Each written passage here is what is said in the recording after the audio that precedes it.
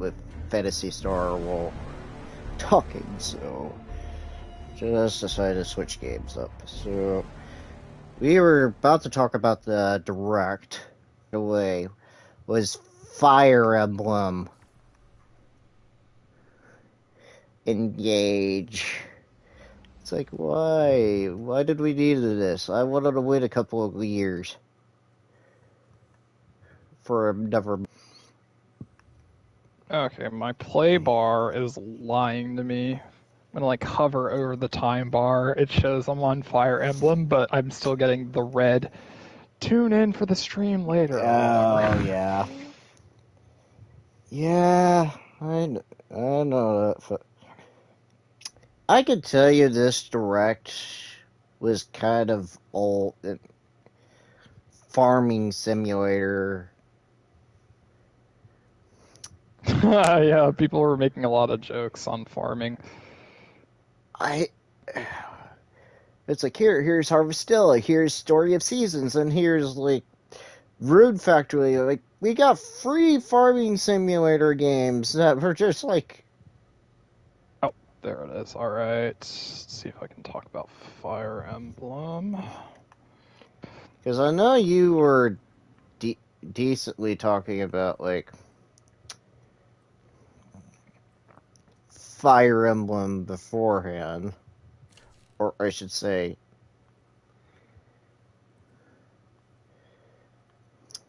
How can I say this right?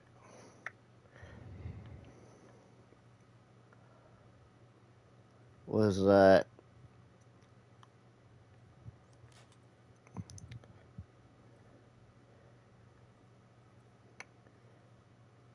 It would be one of your games that you liked out of... Yeah, the main point everyone talks about with this one is how ridiculous the hair looks. Yeah, I wasn't a big fan of this. It could grow on me, and it might actually look better as a girl. I think it looks good in the CG cutscenes, but I gotta say, just about everything looks good in the CG cutscenes. Whoever's making the cutscenes, who makes these Fire Emblem games, give them a raise. Because with Three Houses, just the normal character models can look very basic, generic, whatever you want to call it. Low quality. Well, I don't want to say low quality, budget looking. Like, but that's pretty common with some Switch games. But this one looks decent. Like, but the cutscenes look fantastic. I'm trying to get to the part where I actually see gameplay and not cutscene. And it looks kind of goofy in just the gameplay. I do think the graphics look better, and this is pretty much what I wanted. I wanted another Three Houses experience, but better. Hopefully they make whatever the hub more interesting than the monastery. That's my one big negative with Three Houses. My gripe, I didn't really want to see another Fire Emblem game for another year, honestly. I'm looking forward to this just because of how much I liked Three Houses and how inaccessible it is to go to later, not later, I guess earlier entries. Like, you could go to earlier entries and use them as party members in your squad, so, like, I wonder where they got that idea from. What does summoning those guys look like? I wonder. Oh, wait! Fire Emblem Heroes! Since they made a crap ton of money off of it. That's actually not where I was going with that. Well... I mean, when you summon them, and they have this bluish... to them, Persona. It looks very Persona to me. It was either mean, that or Tokyo Mirage Sessions, because they use that sort of style too with Fire Emblem characters. I mean, they had some of those bonding elements before it became very popular with Persona 4 and 5. I'll give them that. At least I think so. I don't know the timeline of the series. In the way a random encounter is in an RPG, like the background looks very just background, you know? Mm-hmm. A simulated background, for lack of a better term. But in this, it almost looks like you're zooming into the map itself. Like, you can see battle right on, say, the top of a castle pillar there. Or, it looks like they're moving in the actual environment instead of being transported to a simulated environment. Mm-hmm. And I think that looks a lot more immersive and compelling.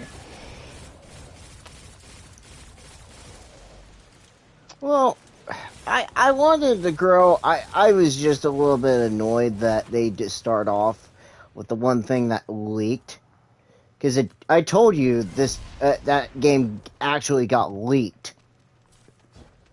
Yeah, I do remember hearing about the blue and red-haired protagonist. I'm like, why? Like, I was fine with Byleth, but whoever is... They really need to put a game like this on their... whenever they do a Switch Pro. Because I'm looking at this pub church thing, and it looks... It looks like a Switch game. It doesn't look impressive at all. Mm-hmm. Mm-hmm. But again, this is one of those games that I'm playing for the gameplay and the story more than the impressive graphics. Mm-hmm. I mean, it still has a nice art style. I know. Especially in battle. I mean, I want to look forward to it too. I just want a little bit more detail of what's gonna happen. Like, I wish it wasn't coming in January of all times, though. I know. I was like, there's one for January, and then there's one for February. Just today. And, I don't know if I'm going to get the Dead Space remake, but I know there's at least one other thing in February for me. And that's right after 2 games in December. Oh, I forgot about another one for December, as along with the Callisto Protocol. Now I've got the Crisis Core, which I thought was going to be in March. I know, and you were dead wrong on that one. Like, I had a feeling this was going to happen. Like, I heard winter, but when winter for crazy dog going to turn up. Look into my trash can. But yeah, the protagonist does look kind of ridiculous. Like, he or she could grow on me. These games usually have really impressive English voice acting and characters, and character development and writing. Like the characters in the writing of Three Houses was very, very impressive. Oh yeah, and that's what, like, I want to learn more about this setting than just the idea that these the NPCs can summon other Fire Emblem characters from other entries. So,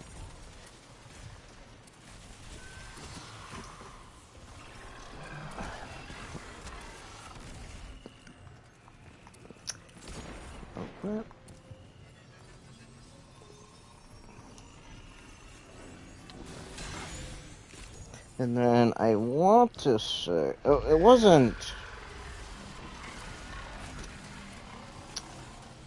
that afterwards. I'm trying to think what else was afterwards. I think afterwards was a bunch of random announcements. Well, I'll tell you one random announcement I was surprised to hear was that they were going to do another Fatal Frame game in a direct. Is it a new one? It's an unreleased one. What you mean unreleased outside of Japan? Yeah, it was never released outside of Japan. Oh, gotcha. Is this a Switch exclusive? No, it's multi-platform. I was looking at it too. Koei Tecmo confirmed it's coming on all platforms next year. So I'm definitely gonna take a look at it.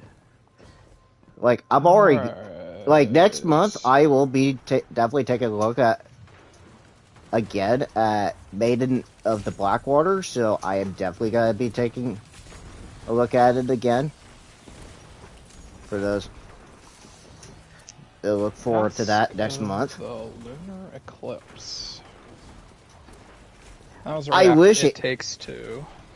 Oh yeah, It Takes Two was another one that.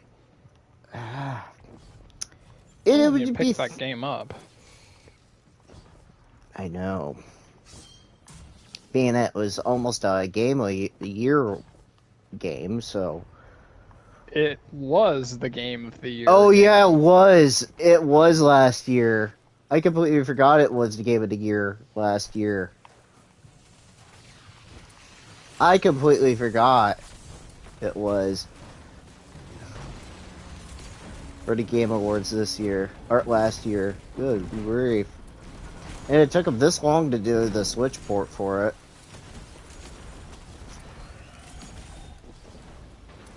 I'm trying. Oh, yeah. This one is. Oh, wait, that's Xenoblade, isn't it? Yeah, Xenoblade. I can tell by the bad UI.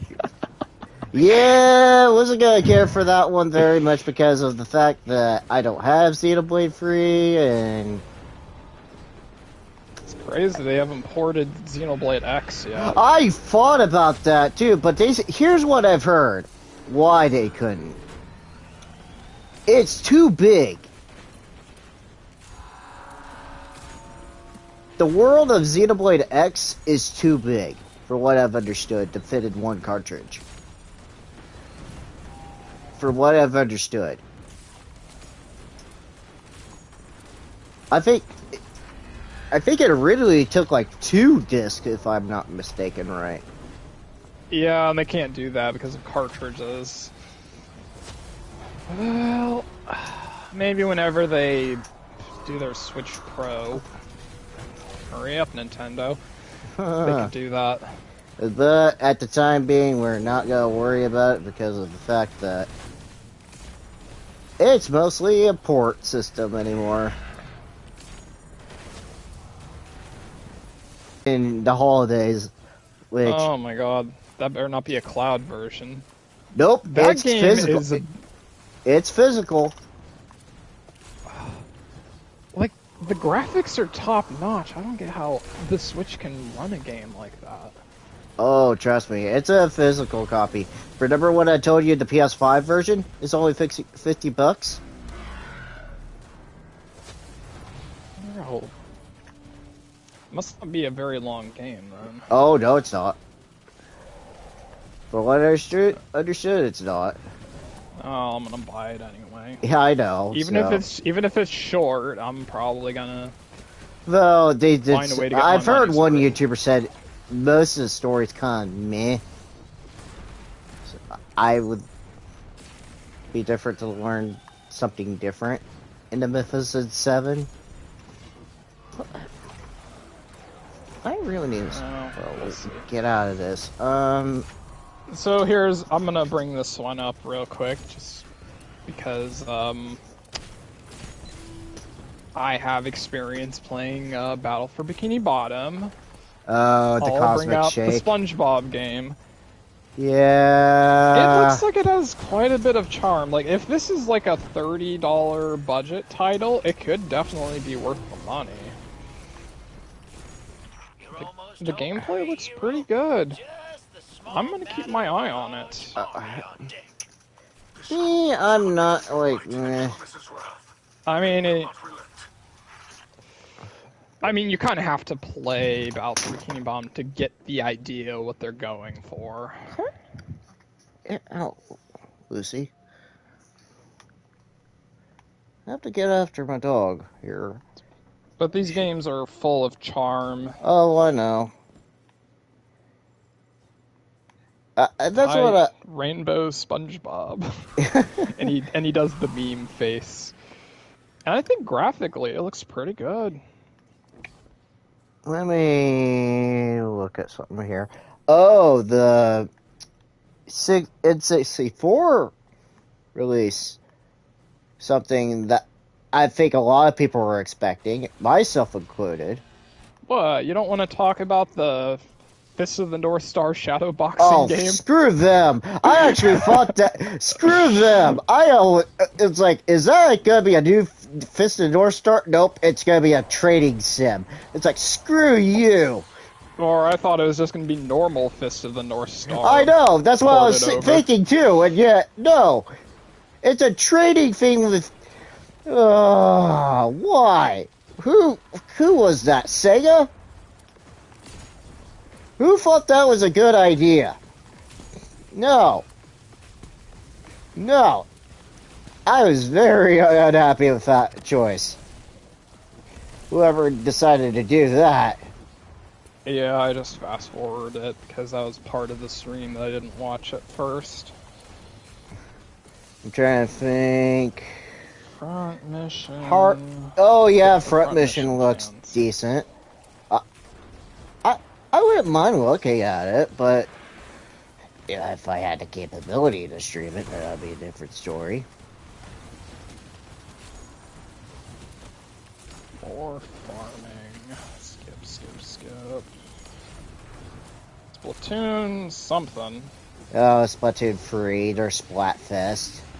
Oh, Octopath 2. Yeah, that was a big one. I was surprised that they would do another one after either Triangle Strategy or the first game.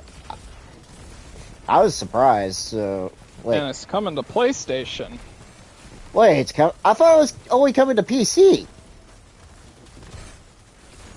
It's coming to both. Wait, when did this get announced? I only know that was a Switch. Yeah, I do know that I saw it's coming to PlayStation. Octopath 2 or Octopath in general? Octopath 2. I don't know about Octopath 1. They might do that. They need to do Octopath 2. I would be fine doing Octopath 2. And 1 at the. That would be great. Because honestly,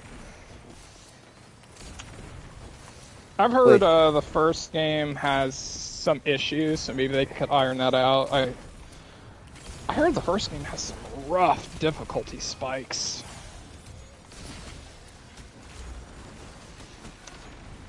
So if they could make a more balanced, more quality of life improvements with the second one, it could be a slam dunk. Switch, PlayStation, PC, all that. I'm surprised it's not coming to Xbox though. So, oh well. It might. I don't know. But let's see. Was the N64 after that or no? It's doing the snap. Oh, they're talking about Pikmin, I think, aren't they? Farming game. Oh my god, you're right. How much farming is in this? It's the farming sim direct. That's what it is. Mario Rabbids. That's going to be fantastic for people who like that. That is a pretty impressive series. Yeah? How's it go? Well, it begins with a nonverbal invocation. It does not mess around either. Oh no, it doesn't. Especially when they confirmed in the Ubisoft Forward of Rayman being a DLC. So they're actually. I think I'm at Nintendo. Yeah, Rayman is DLC, and the first game had Donkey Kong as DLC. So it's actually surprising it's taken this long to actually have Rayman to be in a Rabbids game for once. Like, I don't... The only Ubisoft titles worth getting excited over. I know. So... Was it... Oh, they were bringing Mario Party 2 and 3? 1, 2, and 3, Pokemon Stadium, and Pokemon Stadium 2. On this. Those are big ones. Oh, I know. Those are big ones. Well, that's not the big one that I'm not gonna mention. Because everyone in the one that you're gonna see next, everyone had wanted. For the... And it finally gets confirmed. It's like, thank you, Nintendo. We finally get GoldenEye. It's like, thank you, Nintendo. Thank you. Then people are going to play the campaign and realize, wait, this campaign's not very fun. Well, here's the other thing. I'm going to tell you this. It is coming to Xbox, but the online is exclusive to Nintendo. Yeah, that makes sense. But here's the other thing, and here's the other catch. It's free on Game Pass, so no surprise there.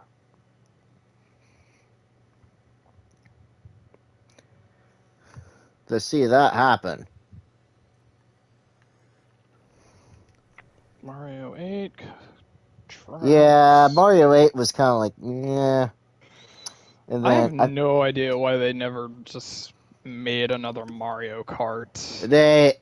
They're just wanting to keep money into Mario Kart 8, honestly. Yeah, but couldn't they have just announced a new one, made money on that, and then did the same plan on top of that? That would have created a lot of hype. And yet, Nintendo... I know Mario Kart 8 sold like 30 million copies, but still. Yeah, here's Why not make one that's even better? Here's the problem, though. You're doing this on top of a Wii U port, too. See, from the Wii U port. And yet they're adding more DLC to it.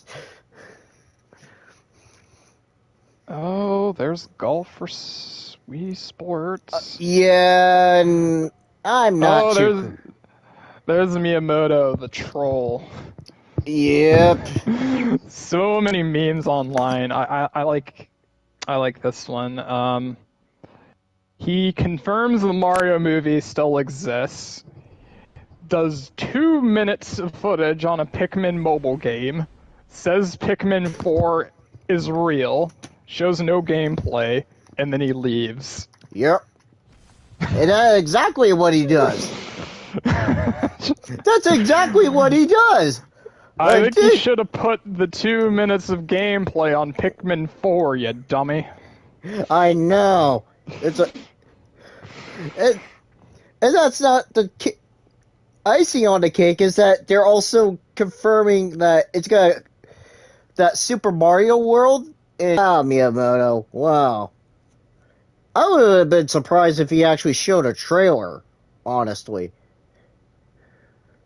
I would have been a little bit surprised. We are nearly at the end now, I think. There's a couple of things in here, like, I'll talk about. Like, one I was kind of surprised to see in this list was Tales of Symphonia Remastered. I was kind of surprised to see that in this direct. Oh. Did I might have skipped past it. But yeah, I do remember that. And, oh yeah, they also remastered the Kirby game. Yeah, there is a... I wasn't too keen, like, why would you do Return to Dreamland of all things? Like, I know it's super popular, but, like, why? I think that's a good choice. And Kirby is definitely selling for them. Oh yeah, it is. Like, here's the other thing. I think you skipped over this. Was the Master Detective Archives game. Was that the Spike Chunsoft game? Yep.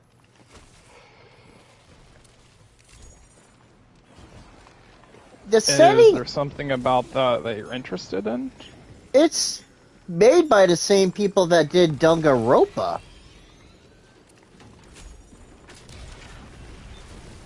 Honestly, like... It's set in a unique setting, like you're actually a detective that's amnesiac. And you're doing, like, sort of the same similarity to Danganronpa. You're trying to find out the truth in each case of what actually happened. Like, some of them are murder mysteries, I think. Okay. So I kind of want to bring that one up, and then I'll say this meme, and this, they did the exact same crap that they did with Kingdom Hearts. Resident Evil. Yeah. I was like, oh no, those are gonna have like really bad frame drops and input lag. They did this to the recent... Why? It's like, you might as well not even bother. I'm like, so what? So if you can put Crisis Core on a cartridge, why can't you put Resident Evil on a cartridge? Like, I can kind of get why you couldn't do Village. Maybe like a weaker Village, kind of like how Witcher is definitely I know. a downgrade. Oh, but I you can know. play it, and you can play it on a cartridge somehow. Besides, it wouldn't be an adventure without some... I just still understand, like... I'll tell you why. Money. They want to save money. Well, because those cartridges cost way too much to make. It costs like about $20 to put your game on one of those cartridges.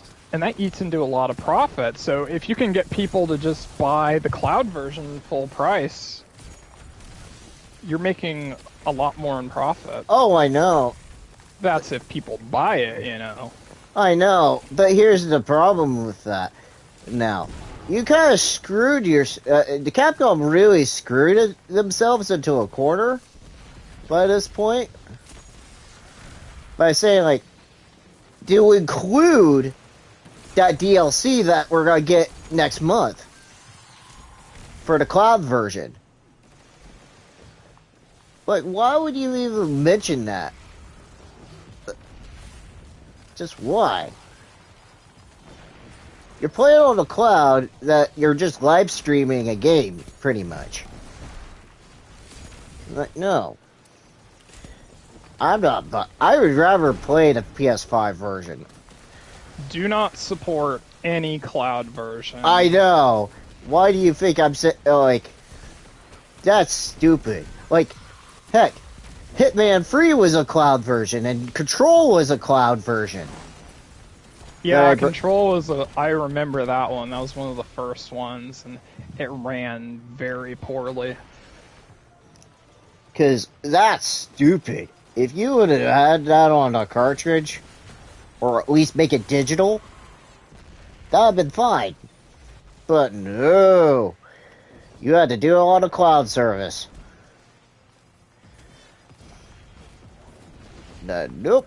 I ain't putting my money's worth in that. And then... Good thing we started early. Oh, Been I talking know. For over an hour already. Okay, let's... The big one. The last one of the finale. We finally get it. There's one before that. Was there? What was that? Well, you've already seen Bayonetta before, but... Yeah. Looks pretty damn good. I know. I rather... Well, actually, what they did was they said, go watch the trailer. Yeah, watch on the trailer YouTube, afterward. which I did. Like, Did they add anything I'm very different? interested in it. I just hope I can play the story normally and not get my ass kicked, because, man, I was struggling on normal on the first game. I don't know if it's because the game just didn't age that well, and it just kind of... Who knows? You're not given enough to combat it, because what really annoyed me about the first game is... I mean, I would try not to get hit, but then I do, and I lose health. And, there's, like, barely any, if no health pickups throughout the level. So each time I'm taking damage throughout these fights, I have less damage for the next fight. And yeah, I could use an item, which you actually need to do good to get enough points to buy the freaking items. Get good, son. Then your score goes down, and if you die, your score goes way down. I know. And then you get a freaking bronze, and then you hate yourself. It just feels like Devil May Cry over again. I'm better at Devil May Cry. I know. That game, Bayonetta kicked my ass. The reaction time I needed for some of the enemies is ludicrous. I died at this one fight on, like, episode 5 several times.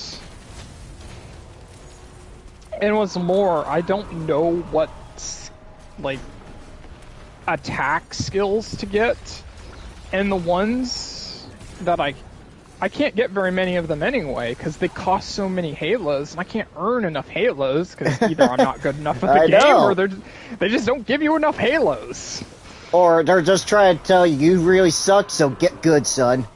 Pretty much, yeah. So I hope 3 is more accessible to a point. I don't mind if it gives me a challenge, but I don't want to feel like I'm just banging my head against a wall. I know.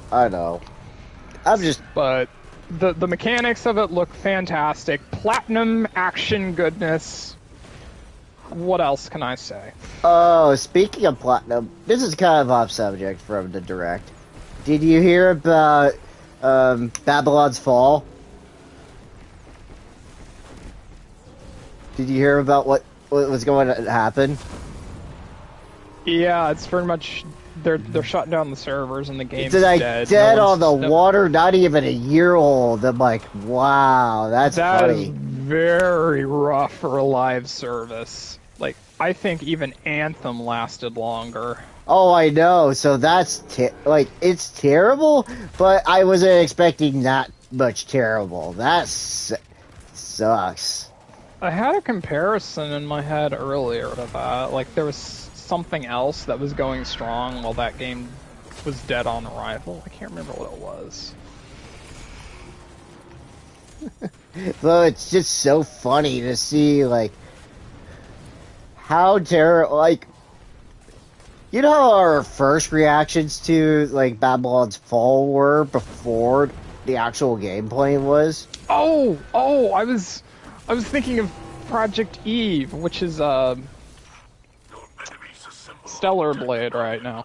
Because I was having a similar feel to that original trailer of Babylon's Fall. I was like, the game isn't going to change into something else, is it? And thankfully it didn't. Like, Stellar Blade, that's going to take me a little bit.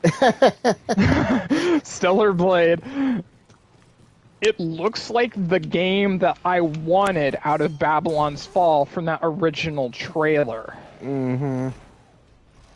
So I'm glad that I'm getting that freaking game next year. Oh, it just depends on when we're going to get that. That's the current question, is when. True. Because, please let it be spring, please, because I don't want any more in the winter, please. You mean actual spring, like... I know, like actual... April, May or June. Can I at least have one? At least I get one in May. I'll take something. I can't I'll at least call take some. June spring. I just can't. It feels wrong. No. I want something for my birthday. Come on, let me have my moment here, Dustin. No. Your birthday's not in June, though. I know, but I mean, like, at least let me have something. Something like in May, because there's hardly anything in May every once in a while. Oh, I got a 6-stack Sabbath. Nice. I think it goes up to 10. We'll talk about Soul Hackers later, though, because I know you said something about that, like, early impressions. But then we get to the meat and potatoes of the finale of the Direct, which we finally get a reveal title for Legend of Zelda Tears into the Kingdom. And would you believe that they canceled the Direct in England? Yeah, and everyone knows it's because of the title of that game now. Yeah, I know. I was seeing that on Twitter. It's like, oh, they canceled that because of that. They don't want to disrespect the Queen as much as it is. They didn't specifically say it was because of that, but we all know it. The thing is, the fact that they canceled it because of that draws more attention to that than if they would have done nothing. I know. That's super funny, though. I mean, no disrespect to the Queen, by all means, but it's... I don't really care if people want to disrespect the Queen. I mean, I've had enough people give respect to that. So a lot of people are making jokes about it in the U.S. or maybe countries that don't like England very much. Oh, I know. I mean, she was 96. Oh, I know. It's not She's much of a old. tragedy. But they said she was probably the longest living monarch, though. Yeah, I mean, people used to make jokes on Reddit about how she lived to see the dinosaurs, or she was immortal. There's, like, one thing on Facebook, it's like, I was seeing, it's like, what happens, who's gonna take care of all of her corgis? It's like, oh, yeah. Because she owned a lot of corgis when she was alive, so. But gameplay was similar to like what I've seen in the last update of Tears into the Kingdom, though. So it wasn't nothing too special, but at least we get a title and a release date. At least we'll take one in May for once. They're probably going to stick to that one too. I don't. That's think what they're gonna I'm. delay it That's anymore. yeah, because they did say they took a lot of time to delay that, so I would suspect they would honor that one. But like I said, I'm happy there's at least one game in May, at least right now, for once. Because there's hardly anything in May. I'll keep my eye on it. I don't know if I could get into Breath of the Wild. I'd like to try it, but I'm very impressed with the physics system and all the things that you can mess around with and the RPG elements. But I might not be a fan of the weapon degradation. Yeah, I wasn't a fan of that either because of the fact, like, previous Zelda entries didn't have this problem. You're not gonna. Here's the one thing you're not gonna be a fan of every once in a while was that they have a stamina meter. Too. Yeah, well, that's what you have to go visit shrines to make that get bigger. But I mean, here's what I'm gonna say from today. Sony blew Nintendo out of the water today, honestly. I think Nintendo's was fairly strong too. But they were decent. Like, there were some announcements were decent, but here's the problem. You had a lot, like you said, there were a lot of memes saying that it was a farm sim direct. And I've heard people... There's always random B-roll of weird games that barely anyone's interested in. You know what you're getting with a Nintendo Direct. There's always going to be games that you're not interested in. Mm-hmm. And that's the thing I wasn't too... Shit, I just remembered. Did they already put Portal? Yeah, I'm pretty sure they released it later that day. I was like, but then there's ones that you are interested in. I was like, they put Portal 1 and 2 on Switch. Fuck, I gotta download that.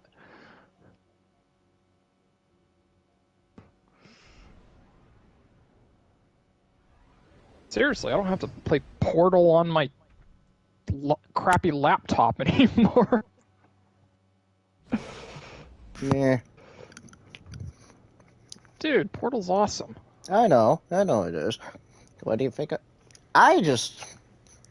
There was one thing from D23, I should say, that I got pre-ordered because it was cheap. Was the Monkey Island game. I have never played Monkey Island, so I'll take a look at it. Yeah, the older games are definitely beloved. I know, and the bad thing about it is it's mostly PC. They were mostly PC games, if I'm not mistaken, right? And this is the only one that's a console one. So, which, by far, I wouldn't mind not having. So, let's see. I mean, let me look for here. I'm kind of looking at my notes here. What did you... I guess we could talk about D3, I guess. Like, or D23. There's not much I can say about it. Yeah, exactly. Like...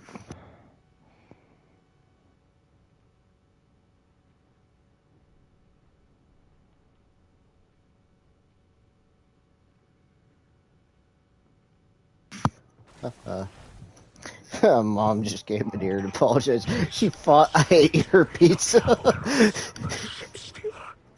When she's living up to her name. that was kind of funny. It was an Alfredo pizza, chicken Alfredo pizza. Yummy. But here's what I'm gonna say about D23. This D23 was not very good at all. No, it wasn't. Like, from the games, it was very disappointing. Like, you only had like a few games that you had.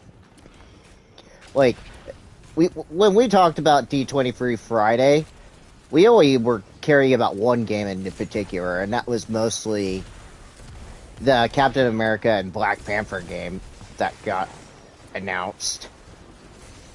Well, Midnight Suns could be pretty good too. Oh, that's true. I forgot about Midnight Suns, but it's not my thing, but I think it's going to be a very good game. Oh yeah, which I may look into that. So we'll just have to see how crazy that schedule's going to be. Hopefully I don't... A whole lot of mobile games. Yeah, and that's the thing I wasn't too proud, or, like, I wasn't too happy with, was that there was a lot of mobile games, especially, like... the free-to-play ones. Like, oh, what was that Marvel one that they had on free-to-play? The Pokemon Go developer. Oh yeah. Well, no. There's another one that's different. There was a trading card free to play mobile game too. for what I understand. And it had like all sorts of Marvel characters in it too, for what I understood. But that one especially, I'm like, not another interactive mobile game. No, I don't want to touch grass. I don't want to touch grass. No. I like to stay inside where it's nice and comfy. I'm trying to think what else was there. There was... Oh, yeah, I did say there was the Aliens game that was talked about, and then Avatar. The weird Avatar FPS game. So the Aliens one was a mobile game too? I think it was. I'm not too certain. I can't remember off the top of my head if it was or not, but I did remember the FPS. I don't remember if it was a console for the Avatar one or not. I can't remember off the top of my head. But I know it was really customizable, though, too. Like I said, you could create the avatar, you could create your weapons. So, that one strictly most, and I hate to say it, was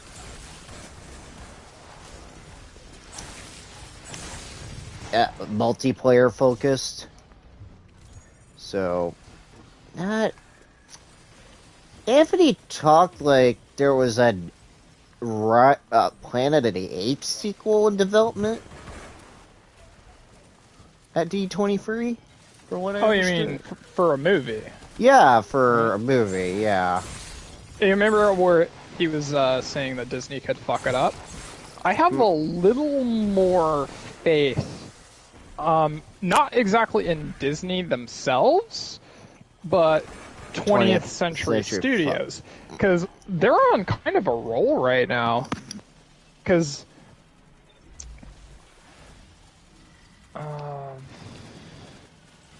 I had 3 movies in mind, and for a second there I forgot the second one. They had Free Guy. I really enjoyed Prey. I thought they did a fantastic job for the most part, almost as good as the original. And rave reviews from the horror film Barbarian, which the trailer looked very generic, so I thought it was going to be terrible. But apparently you can see that 20th Century Studios is not being Disneyified like Disney Plus or just regular Disney movies or Disney Plus content. You know, kind of like how Pinocchio got completely censored from its original version. I haven't heard about So he can't censored. be a bad boy anymore. Well, in the original, he was a very naughty puppet who liked to do bad things.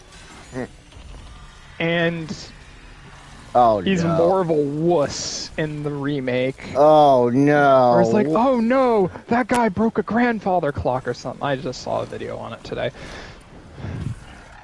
Nope. out. So Disney is still doing, like, R-rated content and mature themes with Hulu and 20th Century Studios. They might be mostly leaving them alone. So, I think they still make good stuff. But here's the thing. Will they leave it alone if there's a Deadpool 3 still in development, or no? That's a good question. Because here, we know that's in development for some time now. We know about this. We just haven't heard anything, whether it's got to have a release or not. And whether the House of Mouse is going to do anything with it or not. Because we know that they put Deadpool and I think Deadpool 2 on Disney Plus not too long ago. Correct. Yeah, I'm pretty sure. I never checked. I'm just more worried that if the House of Mouse will interfere with this one and make it more Disney-fied than their agenda would.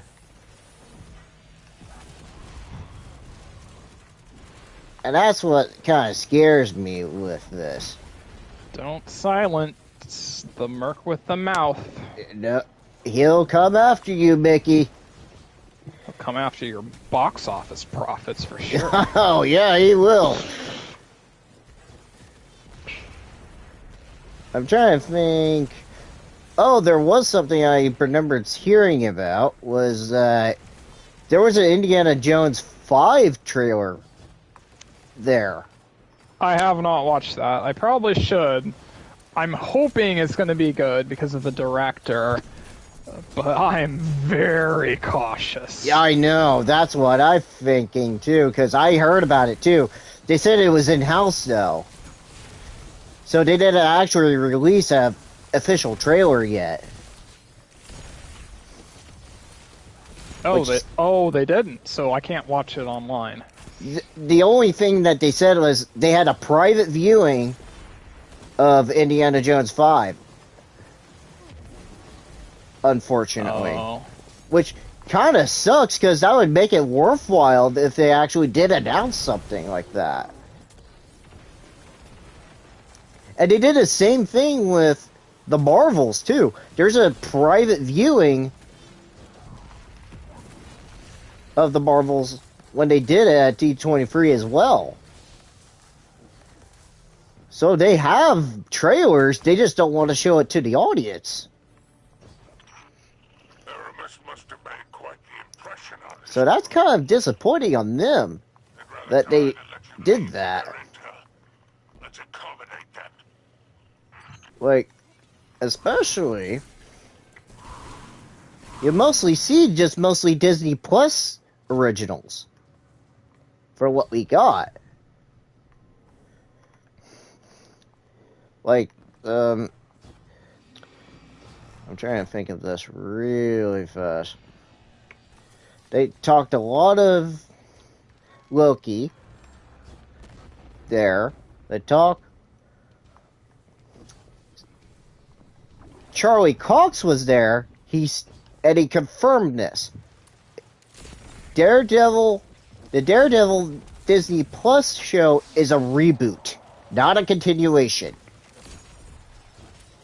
Yeah, I heard that. I have very low expectations. Nah, yeah, that's gonna be like, boo, they wussed out. They keep it in the continuity. Well, I don't think you could effectively do a continuation unless you had the original showrunner.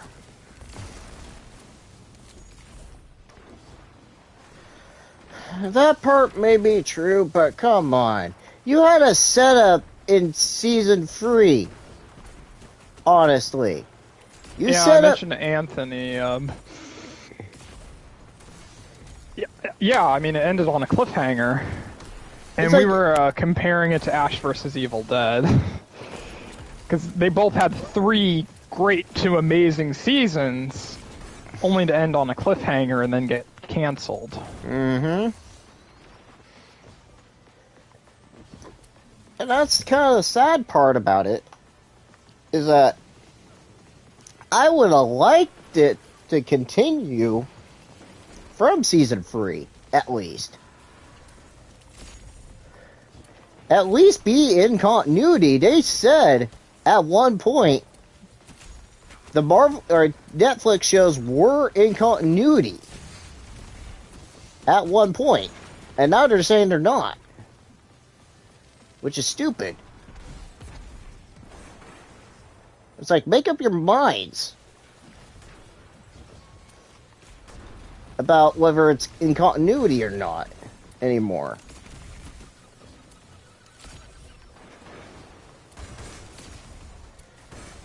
Oh, I'm trying to see, what else did I have? I don't think I had a lot of other... Oh yeah, the Fantastic Four got a new director too. Oh, I didn't even know that. They don't have the guy doing No Way Home now. For what I understand.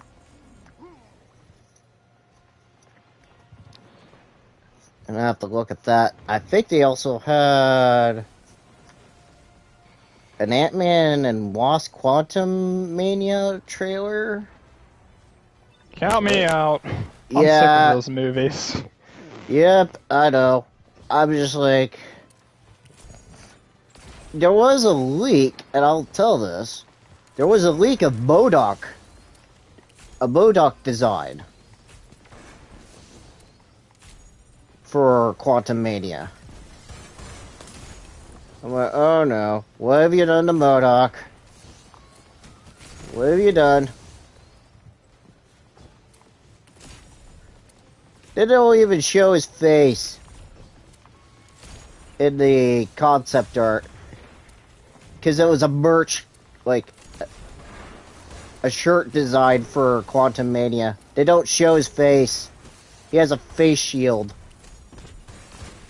for MODOK. Where he normally has he shows his face. His grotesque face.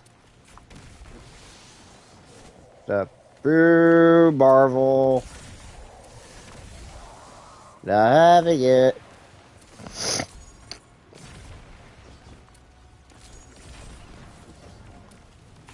Yeah, Marvel, I hate to say it, Disney's not doing it for me that much anymore. I like their intellectual properties, I don't like how they're handling them anymore. They're getting too boring and safe. Mm-hmm. Like, they're not... I think, look at Marvel Phase 4 right now. It feels way too safe. You're saying it's a setup phase. Where's the real...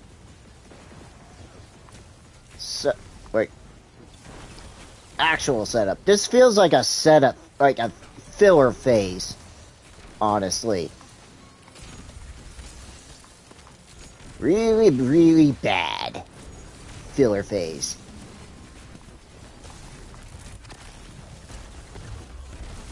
That's what it is. ¿Qué es this?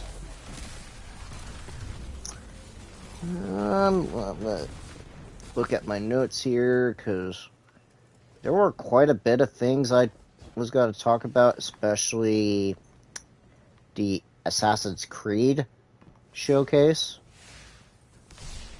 Some parts I was kind of excited for, and there's some things I'm like, you took some step backs there, Ubisoft. Do you want to play an Assassin's Creed game in China? Yeah. Well, too bad it's a mobile game. Yep. Exactly. That was one of my... That was really disappointing. I'm like, why would you do that? You set it up so well until you say it was a bull. And I'm like, nope, I'm out. I'm out. And then, wait, here's another one. Codename Hexe.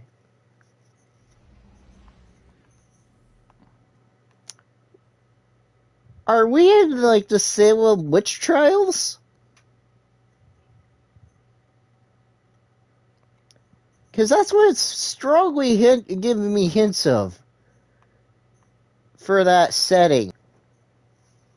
When you look at the background and all that nonsense. But... what's the similar... satanic vibe? Like, satanic magic of the Salem witch trials.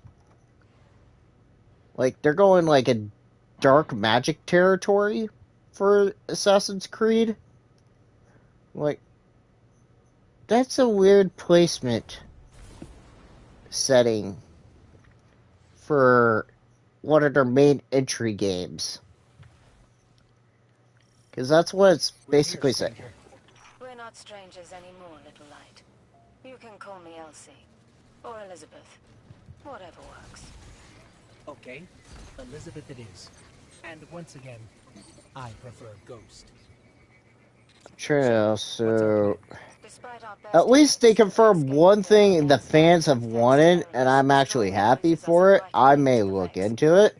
A story Was for Code another time, Red. perhaps. For now, we need to focus on I was The actually... feudal Japan game. Yes! I'm actually happy. We'll take care Like of I said, samurai games are hot right now. Well, that's not coming until after Mirage, though. That's the unfortunate thing. So it won't be like 2024. Unfortunately. Which is going to be Well, like... there's more than enough Assassin's Creed games anyway. Well, they have Mirage that they talked a lot of during their showcase, which... Okay, you set the thing in Babylon, or Baghdad. Okay. But are you trying to tease Altair coming into the game?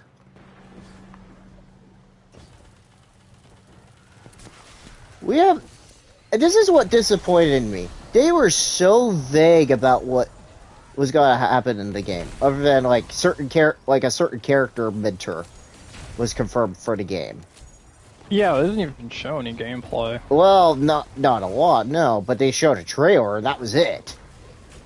Yeah, but that's not gameplay. I know. Because they said, we're going back to the roots of the original Assassin's Creed.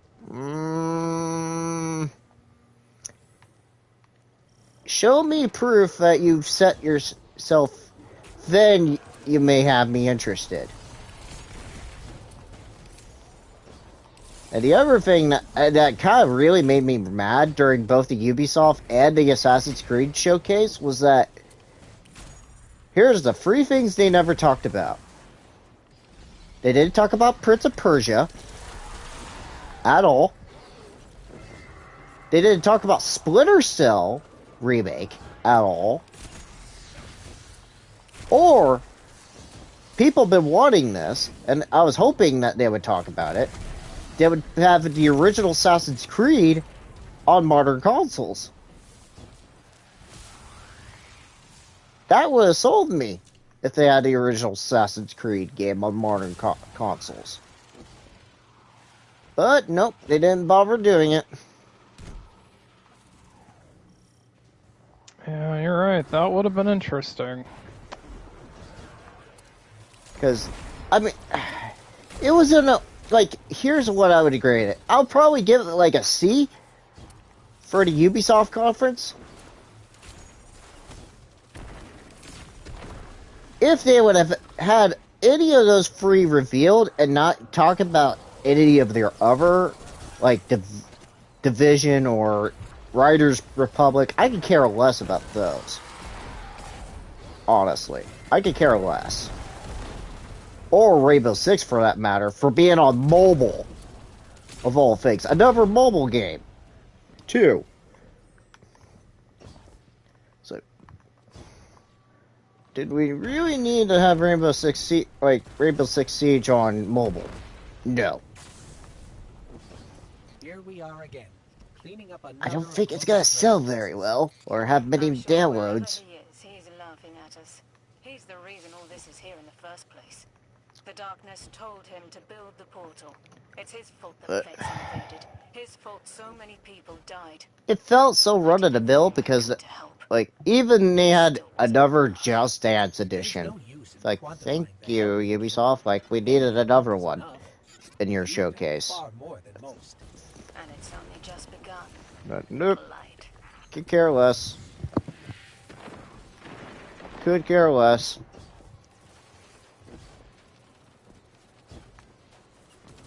But, let's see. With the Ubisoft, I have a few other things, but It's yeah. good that they're supporting For Honor. Besides that, I just don't care about Ubisoft. Yeah, it's one of those companies that you. Oh, there's one thing I forgot to talk about during the State of Play.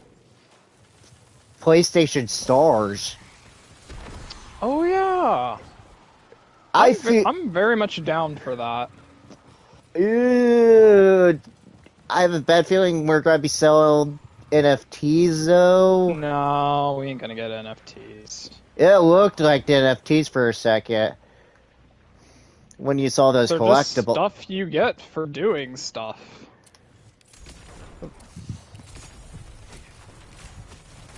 I want more details on that. That's the one thing I want to hear more details on, because they felt very vague about what was actually in the program. Well, they were rushing it. Mm-hmm. And they only said 20 minutes for that, for the whole. They didn't even do 2 minutes on that. But I mean, if I get an interesting trinket for beating a campaign, I'm fine with that. As long as it doesn't turn into a digital marketplace. That's what I'm hoping it's not.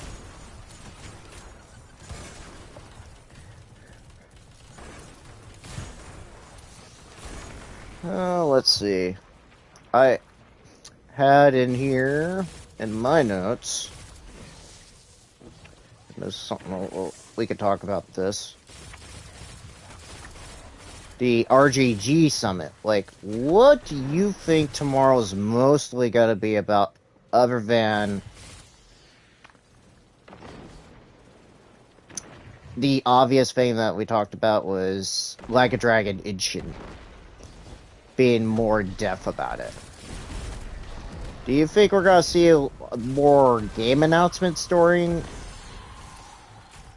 the RGG Summit tomorrow, or no?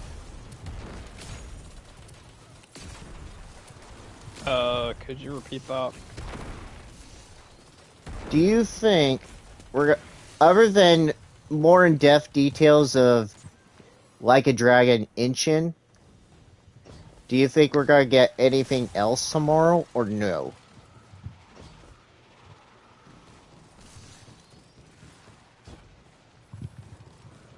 Well, since we've already seen leaks of, Like a Dragon 2, they're probably going to show more of that. Confirm that's still in development probably until like later next year. Maybe just give us an idea what we're getting into, but not give us a date or anything. Probably, that's what I was thinking, and then I had like 2 wild cards for me. I wasn't expecting Ishin, but was that like I said earlier, I was kind of hoping to maybe do like a trilogy for Judgment. Maybe confirm that they're working on Judgment 3. Oh, they're definitely going to announce the Judgment and Lost Judgment for PC. Yeah, that's a bust. There's no way that leak is fake, in my opinion. Well, here's one thing I'm going to say. I would want them to say, hey, we finally have the Judgment games on Xbox finally, too. Because I don't think they're on Xbox, aren't they?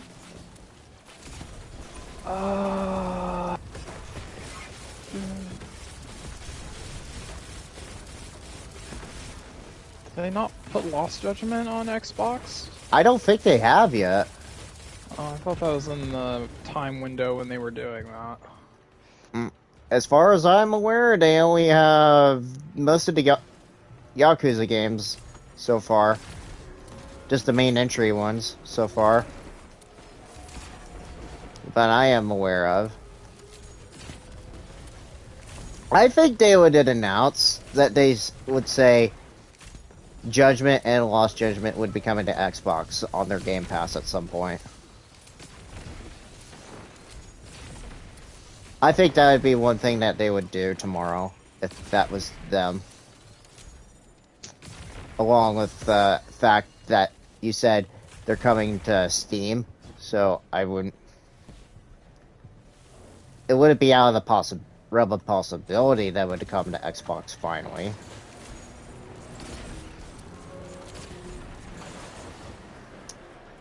But here's the two wild cards I had. Well, I actually did say Judgment Free. That's the last of them, Elizabeth. Good riddance, evil I was bastards. kind of Until next hoping... time. This is my wild card. You know those Yakuza PSP games that I told you about? A long time ago? Mm. I was hoping, this is the wild card for me, that they would remake those PSP games and actually make them outside of Japan as remakes, as projects. We only get one surprise Japanese remake. We only get one. Oh, come on, let me have my wild card. Let me have my wild card at least. That would be ridiculous, and I gotta say, the output of RGG Studio is pretty ridiculous, even though that they only make Yakuza. You would be wrong on that aspect. They did do Super Monkey Ball, and they did Virtual Fighter 5 remake not too long ago. Oh shit, I forgot about Monkey Ball. So, objection, good sir. I want another Ace Attorney game. I really do. Okay, I think... now it's only just down to the two things that we could really talk about without Anthony here. And went insane soon as Varric's left the building. Must have some codependency since I let you issues. borrow He's running the this, whole facility on a subroutine it what calls did you Challenge think of the Elders. World Heroes Mission? For one, the title is very misleading. Yeah, I don't... It should only just be Only way to go one. forward is past this prisoner transport. It is a world threat, How many cell blocks but do they- really, Let's just say you're in for the It's- biggest gunfight to ever the movie happen is in very prison. localized. I'm jealous. Incoming. to a specific area of I know. the Here, okay. Spoiler alert for those people that have watched the movie. Plus, watch most of My Heroes till partway of season 5, and watch most of both movies. Because this is a big spoiler warning. We're gonna go into spoiler warning. Talk about spoilers in this movie. Well, the thing is,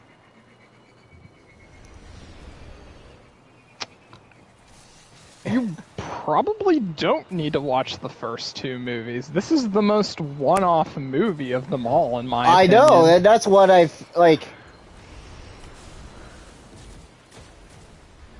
But here's my opinion on it. It feels like it's the weakest of the three.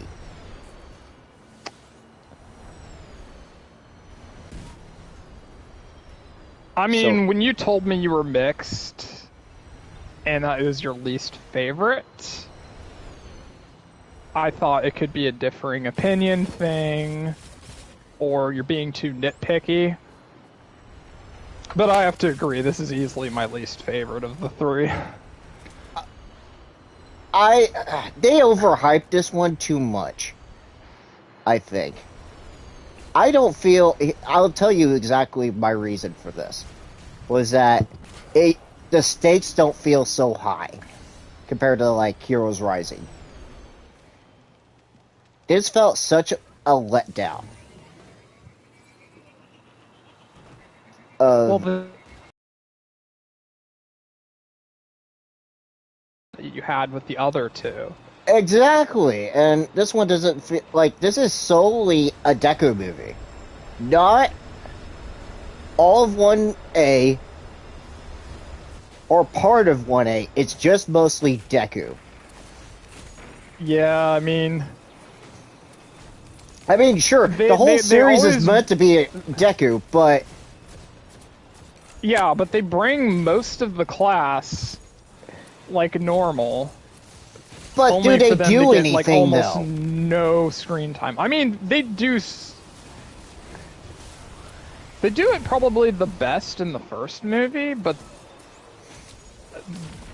I feel like they have a lot of screen time in the second movie. They have to depend on each other in the second movie. Honestly, I have to rewatch the second movie. Well, but for the most part, these movies end up being the big three. Not as much in the first one. It really takes a while before it becomes about the big three in the first one. But pretty much immediately, it is in this one. It's like, don't even pay attention to any other characters. Like, I was liking from the beginning that it just throws you straight in. It's like, let's get it going. Here's the threat. This is what we're doing. And, hey, that guy just robbed a jewelry store. Go get him. This was so basic, like, they didn't really tell you what was... Well, I should say they didn't tell you. It just felt basic enough for, like, just a standard movie. Like I told you, the visuals look great. Like, would you not agree that the visuals look good? They always do. But this one has the unfortunate side effect of having some of the lesser iconic locations. And that's and here's what this is the unfortunate thing about, like, these movies too, if anybody's aware about this, that none of these movies actually happen towards the show and don't cause a ripple effect. And that's the unfortunate thing about that. In your head, you could about the first two. Like, about the mentorship between All Might and Deku, and, like, the mutual respect between Deku and Bakugo, the second movie. I mean, that feels substantial. It feels earned. And I just feel like what they attempted with this third movie didn't work. The new character, I see what they were going. He's an unfortunate soul who ends up having to resort to crime to be able to make a living and support his siblings. And he has a cynical worldview, and that clashes with Deku's kind-hearted earnestness, hero virtues. Parts of that does work, but it works more between the two of them, it doesn't as much work as far as a critical plot point, pillar of the story. And that's the problem, like, the whole story was like, you're seeing, like, how can I say this? A cult of non-quirk users battling against heroes that have quirks. Except for the ones that are super powerful, which are pretty much the bodyguards. Or the main villain, too. He's a hypocrite. Well, yeah, but that's the point. But right off the bat, I mean, this is for pretty much all media, but when your villains are religious cult leaders, it rarely works for me. I have a hard time It feels with that. like so cliche in a sense. Yeah, you have to really make their cause interesting for me to get hooked on it. Because, like, And here's the bad thing about this.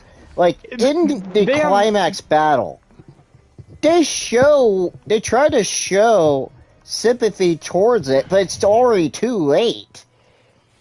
You should have developed that sympathy during the movie. Unfortunately. You don't show... because he's just generic evil guy until we get to that point. Exactly. Like, you should have developed it like one of your main villains of the show, unfortunately. And that's what you should have done. And that would have been worthwhile if it was that case, but no, they didn't do it. But from the start, they try to like make the stakes high with the information in the briefcase, and they get swapped, and then Deku gets framed for several counts of murder. A massacre for... where did this murder even take place for one? I don't know, was it that scene at the beginning? That would be weird if that was the case. No. Well, actually, they said that was like a year ago or something like that. Yeah, it was probably something the Arrow chick did. I will admit, she had a cool quirk. Oh yeah, that was really cool. Of course, she was just a mindless drone. I know, and that sucks. No character development there. Very, very interesting quirk usage and like action scenes with that, but besides that, kind of forgettable. Like, and that's what... they did a good job with the sympathy for Rhodey, because he's just a victim of, people's reputations. Mm-hmm. Even though, like, his dad was forced to do this work. And died to actually help. Yeah. That part of the movie works, in my opinion. And of course, when people like look down on you and like judge you, and then you get put in a bad situation, that's how people turn into crime. I mean, yeah, that makes sense. Mm-hmm. Those are the kinds of people that get ignored, pretend that aren't there. Here's the thing I would have liked Rhodey to do. I wasn't expecting him to do like a normal person job. Here's what I would have liked him to actually do. Be inspired by Deku and actually become a hero himself. And take on like a vigilante sort of style. Well, he doesn't have a quirk that can do that. Well, he already has like the movesets to be vigilant, and that's the thing that. Yeah, maybe like an extra at a hero agency. Exactly, and that's what I would have liked him to do instead of just taking up a normal job and provide an income, which. I don't mind that, but it would have been nicer if he would have took an inspiration from Deku to do that. Like, would you agree if that would have been a lot better? Sounds more satisfying. Because it did. The movie failed because when he was like seriously injured on the ground, like, I didn't care. You almost felt like he was gonna, like, die several times before the countdowns started, but... I feel like they didn't really give him a good enough reason to even be there.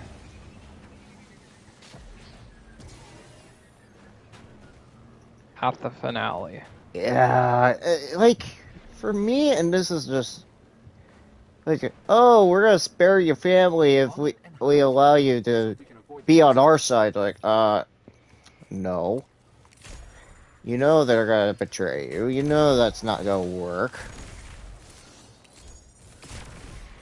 Like, Yeah, their plan doesn't make a lot of sense. Like, you're gonna kill all the people with quirks, and then you're gonna just save people who have, like, worship you. Like, you're gonna keep those people with quirks. And like I said, the main villain's a hypocrite because he does have a quirk. When you're trying to create a quirkless society, and yet you're the only person that has a quirk.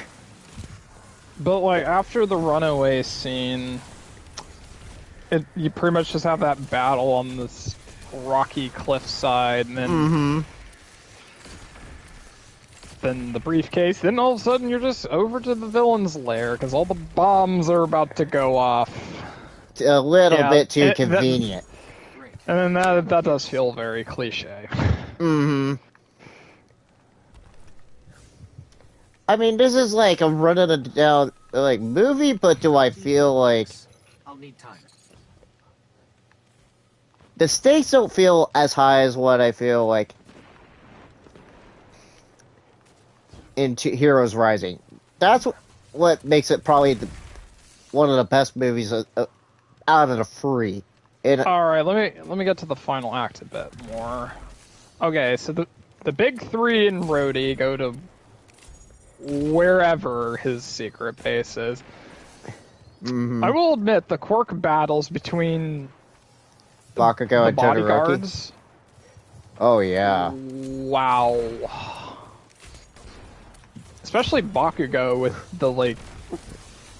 Oh, that was just like brutal. That one was nuts. Todoroki's. Well, yeah, because he's drowning for like a while. That, and he's trying to freeze, and like he eventually goes to the waterfall and he actually does a super move to actually finish him off.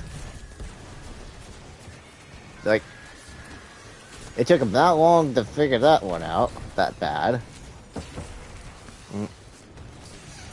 So,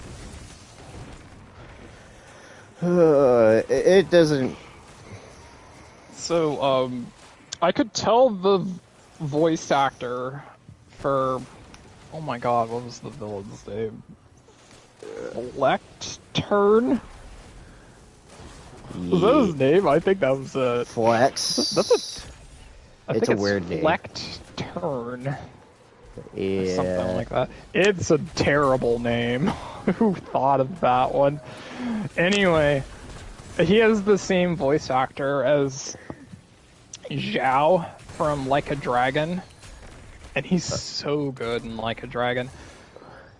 So that made me, like, more interested in what he had to say in the cutscenes where he was showing up. I mean, they've gone through this idea before that quirks are becoming more dangerous, and some of them leave lasting damage to people because, like, there are certain things that you can't do to people with certain quirks. The Doomsday I mean, quirk fairy. that's fair, that's true. There's more than enough evidence that the quirk society has serious flaws. But yeah, you're right. He's a hypocrite because pretty much everything he's doing is based on his own frustration. And yeah, that's where they were going, but it didn't work for me. And I really couldn't get my head around his reflectability that much. It really isn't super entertaining watching Deku constantly put all of his power so he can get launched back into a concrete wall. And here's where one thing I'm going to say. This is also fan service during that climactic battle to see 100% smash Deku again. Wouldn't you agree? I was kind of mentally checked out by that point. I'm like, because that's so pure fan service just to say that your boss are your power. I know it's cliche, but to have 100% smash again, you would have been screwed again. Like you did in Season 4. With the overhaul bell, you were really hurt. Deku. You were lucky to have Eerie with you last time. How did it make sense that you didn't get seriously hurt with this time? So, overall, there are parts that I like, parts I'm meh on. Yeah, I'm mixed like you. And it's kind of a downer because the first two were like a 10 and a 9. This one's probably like a 7. It's a 6. Oof. I was gonna say, like, it's a good movie, but the plot feels... Well, the entire movie to me feels... It really should have focused with 1A more than, like, just the big 3. Like, trying to actually help Deku, trying to figure out what was going on. That would have helped the movie a little bit better. I mentioned at one point, I don't know if it was, crap, I'm forgetting the name of the MHLA creator. Oh, Horikoshi. I don't know if it was Horikoshi or, like, some project lead of the first two movies. I think it was Horikoshi. I think he was involved with the first two, and he said he didn't want to be involved in a third one. Maybe they made one without him. Because he didn't have a good enough plot for it. Maybe. I don't know. Honestly, here's the thing. Is like, if that was maybe true... he did it for the money. Here's the thing, and I'll say this, is that original, and we both heard about this, was that Heroes Rising would have been the finale of the series. In general, would have been, like, Deku's quirk would have been almost gone. And he originally intended to have that happen in the series. But now that's... Who knows if it's going to be like that in the series at all right now in canon. No. Because that's still when he's in school. Since we already know he's leaving UA at some point. No. So, yeah, that's a bit of a downer after the first two movies were so amazing, and also where I'm very mid on My Hero Academia, and I wanted something to get excited about for the new season, and I'm still not excited. I'm more excited to watch Edge Runners. With its destruction, the fallen devils... was there one more that I had? The fallen are crafty. Yeah, I'm playing it. Find ways to survive. Yep. They always do. Yep. Soul Hackers too. Since you got 30 hour, or about 20 hours in. Just past 20. I might have went up another hour today. Or, well, let's see how long. I've been in the pause screen a lot. Let's see how much time it actually gave me. Oh yeah, it counted all that. I'm at 23. It's one of those games, huh? It's like your pause menu is like, we're gonna count this time. Clock's still running, fool. Anyway, all the Metacritic scores, all the regular critic scores, impressions, It's all bullshit, dude. This movie's... Yeah, you mean? I hate myself. This game is pretty awesome. I absolutely love it. Not 10 out of 10 love it, but I love it. I only have some nitpicks of it. This is exactly what I wanted from this game, and exactly what I wanted from an Atlas games, because I'm getting pretty much what I expect and what I wanted. The characters are great. This is a very character-driven game where there's conflicts between them. Just the fact that you have to revive them, that they've come back from the death from something, that gives you interesting things about the characters by that alone, and about the world building and the threats that they're facing. Like, you see it in the OP of the game. Mm-hmm. It shows pretty much where they were, what is about to happen, how they die, and then Ringo brings them back. Well, I will tell you this, and this is just like... I probably bet one of your nitpicks is like the level design, like during the dungeons. Could be Kind of, but it's not as bad as I thought it was going to be. That was very criticized by reviews. like It's really not that bad, especially because there's no random encounters. I mean, enemies pop up, but yeah. it's such a godsend that you can just swat them away with your sword.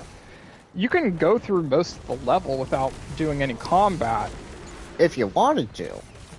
Yeah, you should do some so you can get demons, because the only way you get demons is if you fight them, and then when you do your demon recon, you'll have a chance of recruiting them. Well, for But also the items that you'll need for the comp smith. Oh yeah. The thing having a problem right now, and I should focus on this, is going to Soul Matrix.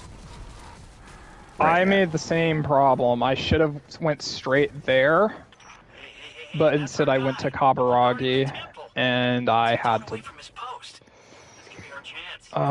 grind a bit. But I haven't had that problem since. If you go to the Soul Matrix at regular intervals, along with going into the normal dungeons, you don't have to grind very much, not even to get better demons on normal difficulty.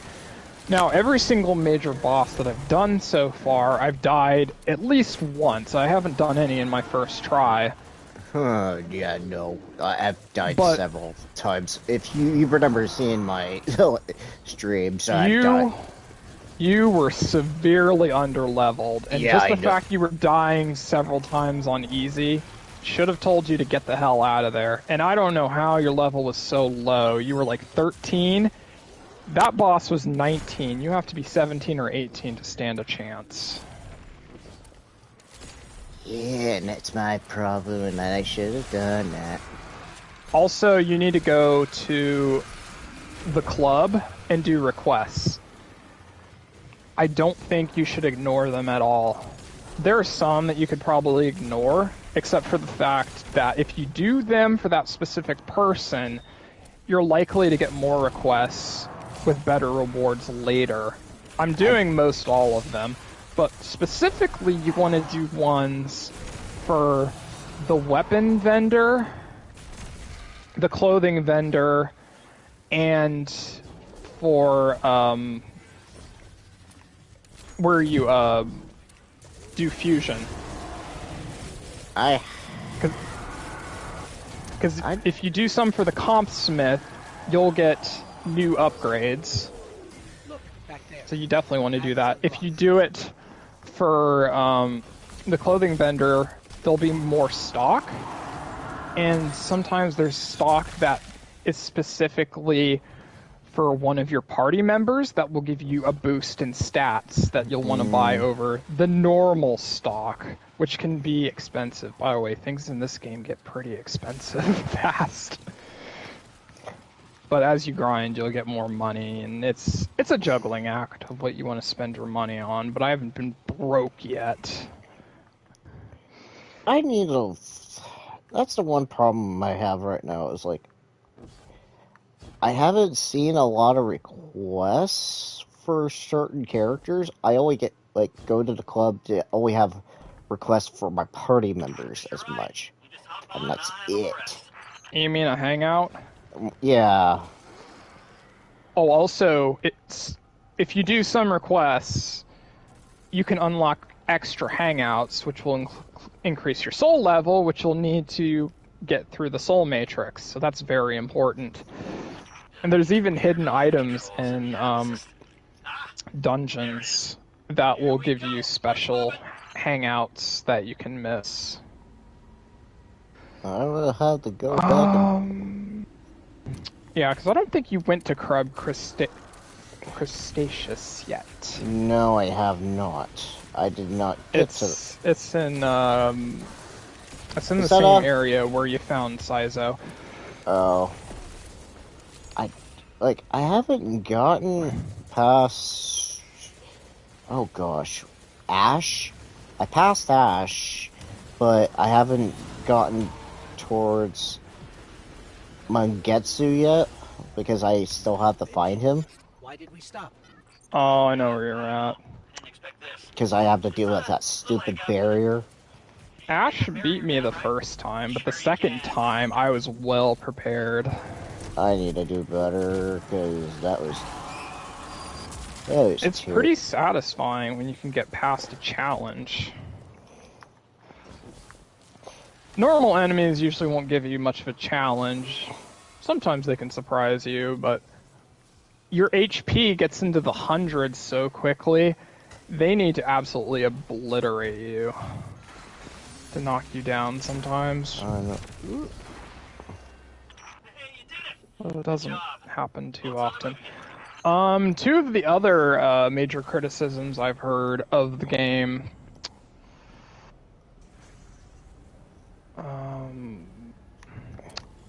Once again, I forgot the second one. I heard someone say that... Oh, I just remembered it. I heard someone say that the English dub is just meh. Oh, I severely disagree. Ringo is amazing as, Arrow. No, you know who Ringo is. I don't... I was gonna say Arrow is As actually the voice actor from... Tanjiro. As Sophia from Persona 5 Strikers. Oh yeah, she was a really good... She owns the role. She is pretty much the selling point of the game, like I've said before. Mm-hmm. And it's a good thing that they changed it. Like you said it before, and I'll say it here, was that Arrow was going to be the protagonist at one point, but they decided to change that up. All three of your party members have pretty good character development, and you learn more about them through the Soul Matrix and through the story. You can even learn some in, like, hangouts or just random dialogue choices. Those are always fun.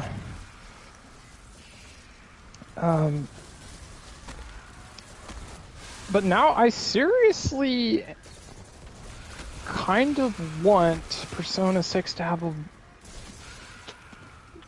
Hopefully, An announcement. hopefully a male and a female option, but if either way, I'd like them to be a voice protagonist now. Because You said this is a temple to I Oryx? think this just works so much better.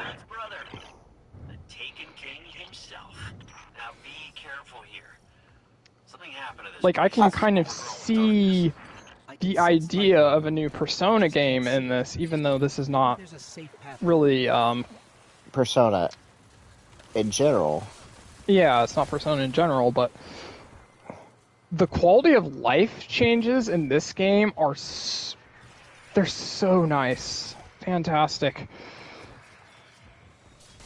I would like like to. in battle where you can just press the triangle and it'll give you a recommended attack. Mm-hmm. Here's one thing I would be happy if this was going to be the case.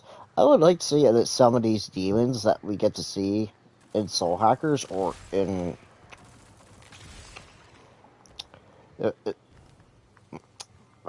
SMT5 to be in the next Persona game, at least. That would be awesome. Like, I would like to see Mermaid, or one really high up there, since this was DLC, was Artemis. I would love to see Artemis in the next game. Yeah, I do hope they bring more over. Because it would be nice to see those designs to be actually worth it. Like, Mermaid was really good. I think that since that was a first in SMT5. But yeah, I would hope they would bring her back. And make her as a mainstay. Like, that would be really cool. In my opinion. Like, maybe even get rid of, say, like, Pixie. Yeah, they have Pixie in every game, don't they? It's like... Always a starting demon. It's the first demon you get in Nocturne. It's like, can we not have Pixie, please? I mean, granted, we got, like, a Jack Frost. But then there's, like... I want to see more variants of, like, a Frost. Like, I'd never seen a Melon Frost before. When I told you... There's more. I found a Strawberry Frost. Are you serious? That's funny. Yeah. I want... Where's that rig... Or, no, that's a exclusive. Yeah, unfortunately. I like to Sucks see... Put that behind a paywall. They should have. Or make it as DLC for one, too. That would be nice if they would. But they're not going to. Oh, yeah, even worse.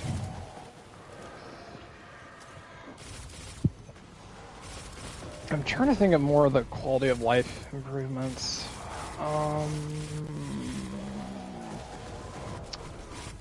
But this game is so incredibly streamlined, especially on PS5. Like, I just go through everything so lightning quick. Like, I can get out of the dungeon whenever I want. Mm-hmm. I really like the new mechanics to the game. Like, how you use the comp. I like how you can use these things called mystiques. Mm-hmm. And it's similar to, like, some accessories in Persona, where you can make, say, Arrow, who's strong in ice, you can put a mystique that makes his ice attacks do, more like, strong. 20% more damage. Mm-hmm. But as those mystiques become more powerful, you have to upgrade the affinity at the compsmith, which you use materials and cash to do. And I think that's pretty interesting. You have to figure out how you want to use your materials to get the playstyle you want. Like, I could really use Ringo's healing to be upgraded, but I'm missing some materials. Mm-hmm. And this is what, I'm okay, like, some stuff being streamlined. I wanted to actually have a good impact, like, and I hate saying this, it's like, it feels like, it doesn't, I wanted to be more interactive, that, like, what Persona 5 Royal did. In, like, the dungeon crawling aspect.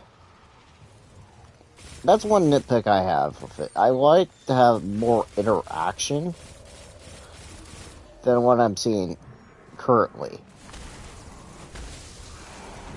Oh, another big quality of life. They made dungeon fusing so much better because they give you a recommended fusion list on the side. You just press square, you go over there, and you can fuse from there instead of having to go through the search function. So, like, it shows you what's the most powerful demon that you can fuse, but you need based on what you have.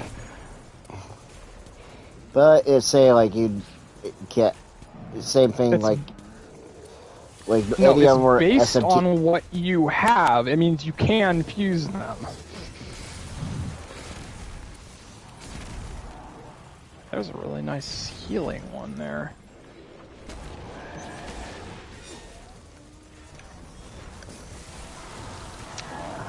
I mean, I need to get back into the game and do some more work with it, and that's the problem with me right now. And the biggest nitpick for everyone in the stream, it's like, yeah, I have too many projects going on when I should focus on 1 or 2 games going on and learn to cool down. But at least I have something maybe like later in November or in December for surprisingly, like we were just talking about, like having Crisis Core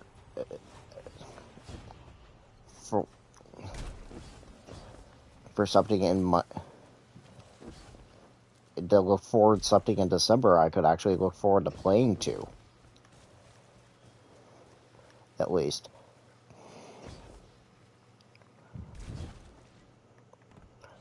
I mean, right now I'm taking a break with the TMNT collection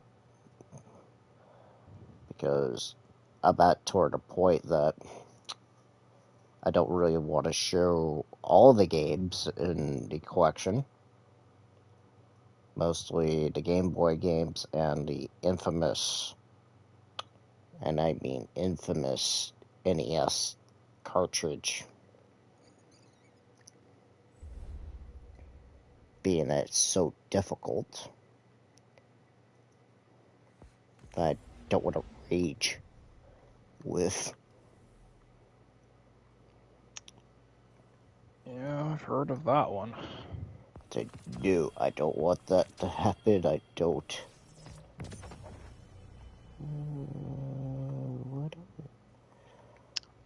So another thing I really like about this game is all of the side characters. They're all pretty memorable. I mean, here's the one thing I like all the party members know too. When you go back to the Soul Matrix, each one of them you see, when you go back to revive them, you go to a point before you revive them and see that part of their story, which is a really nice aspect to it. And it goes deeper and deeper. I'm on the 3rd level of all of them, but they're really good. Like, you'd think you might get some diminishing returns, or it's only going to show you like really small snippets until it actually makes sense. No, I think each of the 2 I've seen for all 3 characters is good character development and worth your time.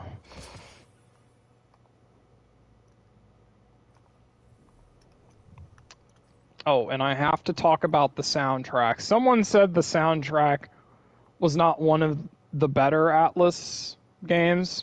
Oh, I disagree. You could maybe say that about the main battle theme. I'd say I'm not as big of a fan of it compared to some of the Persona tracks or other SMT battle theme, but that part of it could be just because the Persona ones have lyrics, and that gives it more meaning. Mm-hmm. but the boss theme, both an event boss, a normal boss, or A story a Soul boss. Matrix box, They're all good. I guess they're fantastic. Especially the ones you get while fighting the Phantom Society. Now, the soundtrack was in collaboration with... what was the name? I think it was Mosaic? I want to make sure I get this right. Check real quick.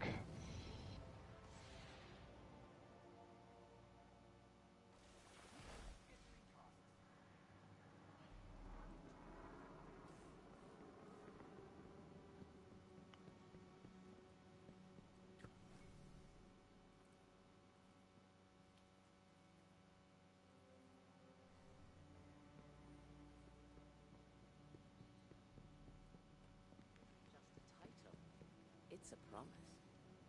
Checking now.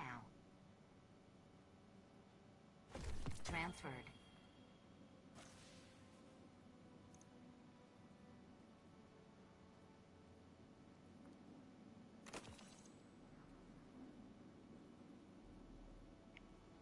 Oh, it's called Monica.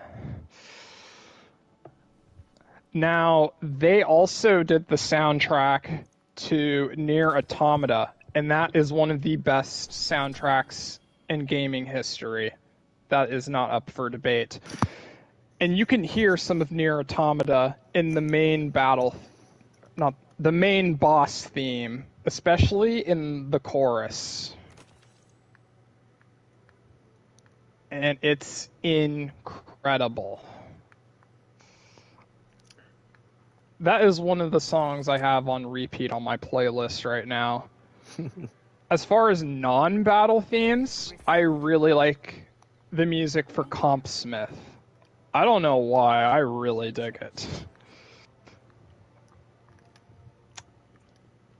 There's also some that happen like during emotional moments in the story. I don't know the name of them, but they're very catchy. It's weird. You can nitpick that, like, when you're just dungeon crawling, the music sounds pretty much the same. So I wish the themes were more unique in that aspect. I mean, you can pretty much say some parts of the soundtrack are forgettable, and then there's some parts that are just like, meh. They're alright. Like, it's weird that I have this one in my head was like, or I should say, I'm just now thinking of it, is the soul, like, we're about to revive the party member. I really like that one.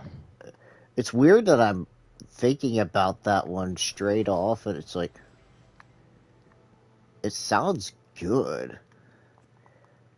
But, like, some of them just like, could it be improved on a little bit? I really enjoyed 90% of them. Don't know. So this is coming from a casual, though, so it's just like, how can you be a casual and... Dude, you have 2,000 songs on your playlist. I meant as in like a casual, like, SMT persona. Welcome back to the city. I should say. I don't think you're giving yourself enough credit.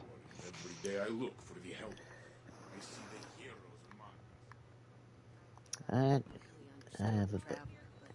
Sometimes there's good taste in that, and then you guys give me crap about country, so, Then don't play country. Not around with you guys.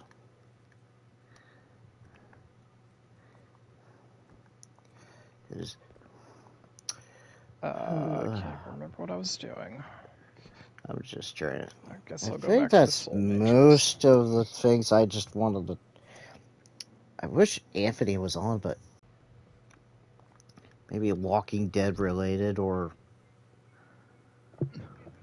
wouldn't surprise me if he is watching Walking Dead, honestly. Oh, I thought the Sabbath system was going to be a gimmick. It's actually really fun when you get the number up. I like how demonic the background gets when you get it 4 or above. That was always fun to do. It's like... Though I wish... She only uses a sword and not the gun. Though... But you can shoot with her. Maybe she just points her sword and it makes a gun animation. Because that's one thing I would have liked to use is like, here, we could actually use the gun more than just doing the Sabbath. How you living, brother? Unless that's something later on, but I have no idea. So, Come back alive, brother. What? How much? Only 2 hours. Wow. We went through. Well, we had like 45 minutes earlier. We talked about most of state of play. Hopefully, we'll learn a bit more of RGG Summit. And then what entails with Tokyo Game Show this year. Please not let it be all Farm Simulator games, please. Then it's gonna be a terrible year for games next year. I don't want it to become like this.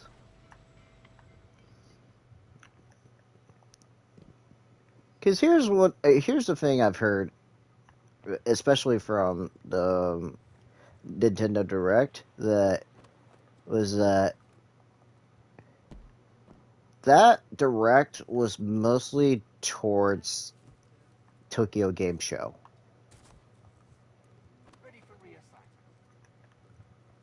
With some of their lineup.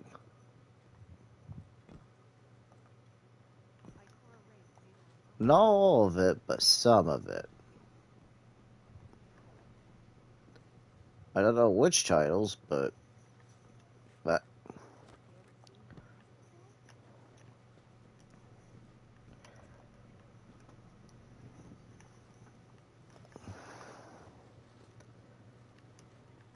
though it's funny, Always something new. I was looking through Twitter before State of Play. I'm seeing a lot of people praising games that were in not Nintendo Direct mostly. So, Zelda or Breath of the Wild 2's finally got something. Or Pikmin 4 is coming. What? Seriously? I would have talked about Final Crisis Core. I would have talked about Crisis Core of all things, or Tales of Symphonia getting remastered.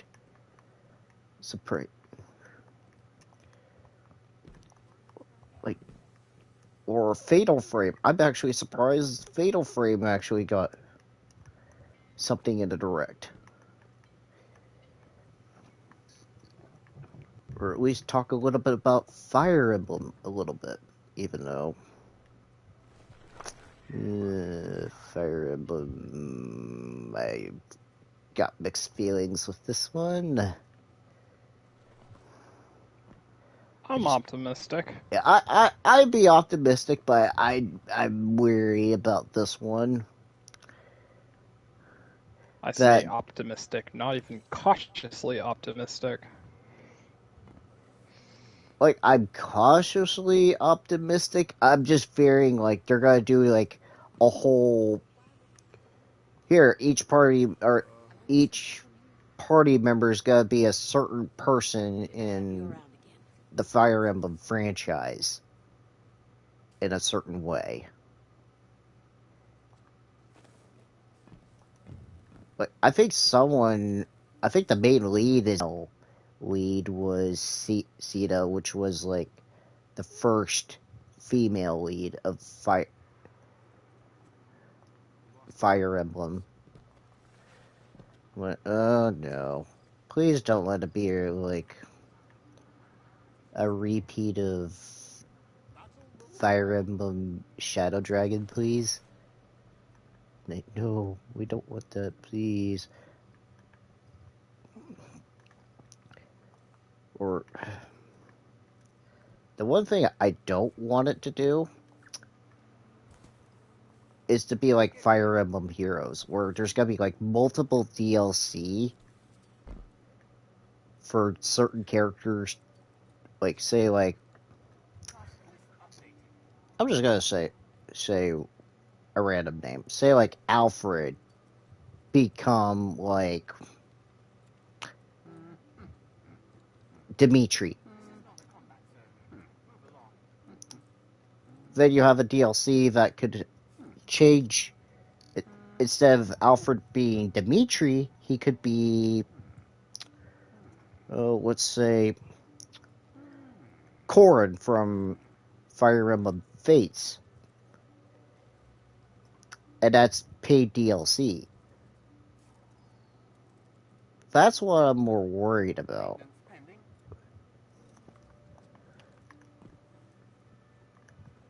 That it's gotta have some kind of mechanic like that. Because I think this is either the 35th anniversary of Fire Emblem. I want to say 30 or 35th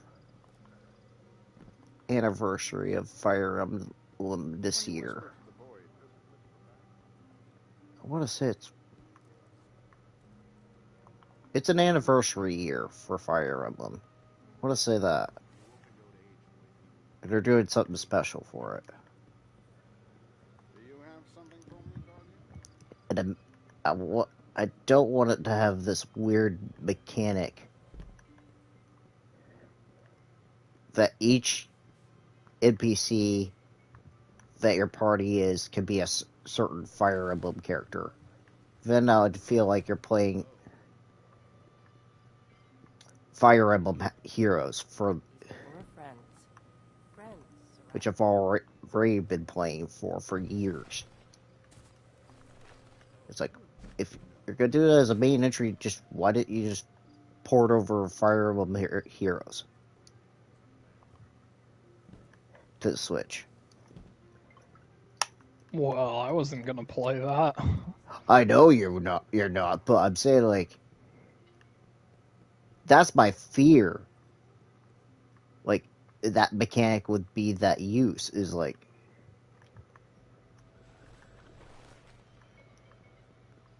because it makes me feel like that's what it is. I don't think there's any reason for alarm yet.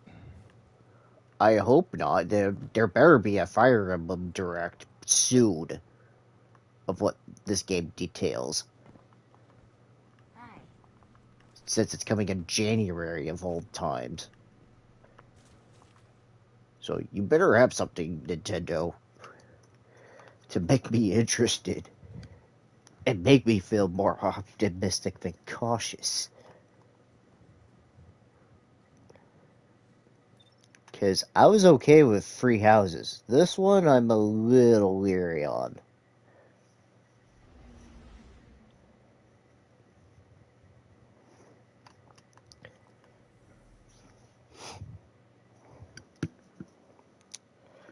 I'm trying to think.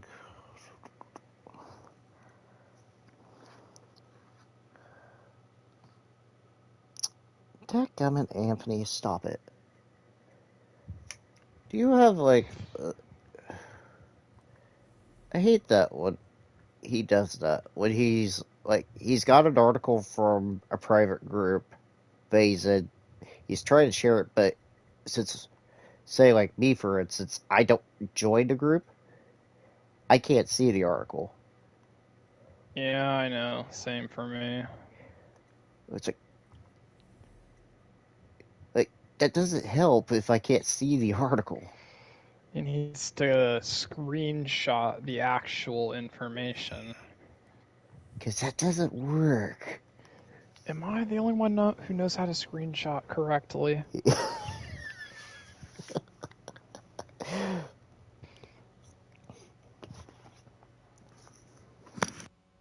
Sometimes you just take a picture of your phone and a part where you can just hold onto the photo and download it, and you wouldn't have all the excess.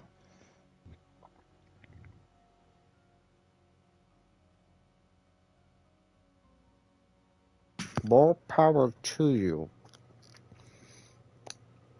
Because since I'm just using the phone, I'm just used to knowing how to screenshot from my phone the normal way. I don't But know how to downloading the photo itself wouldn't take any longer. Ah, that's true.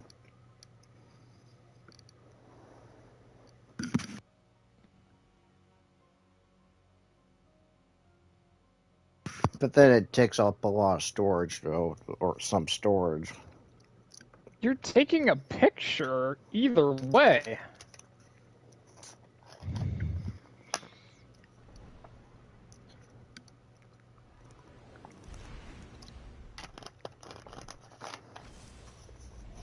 I don't even know what my storage of my phone is.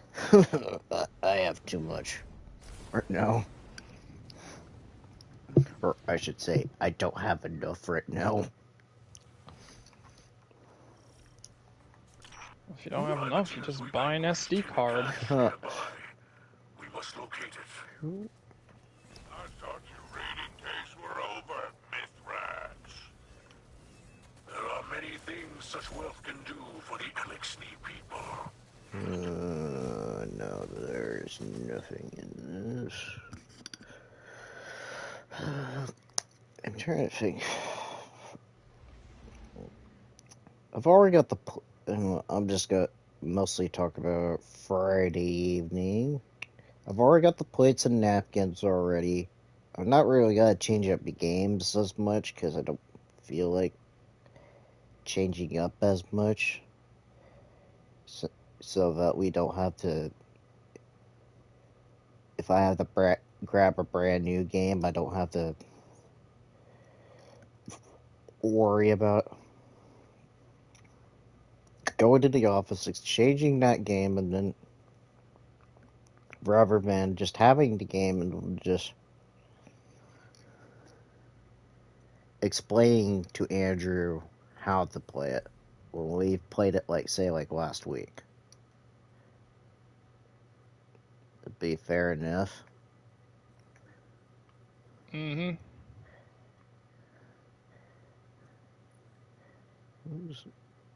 Ooh, that's on my share.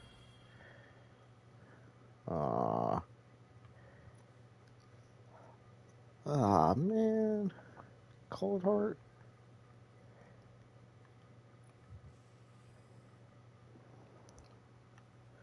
Ooh. Why did you have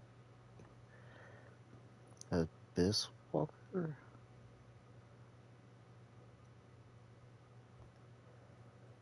Where was... Did they get rid of it?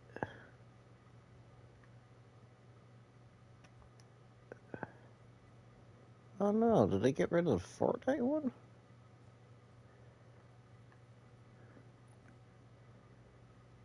No, it's still here.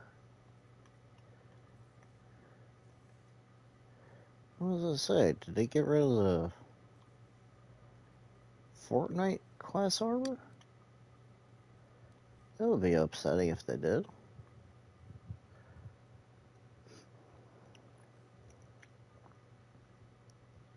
Oh, that looks nice.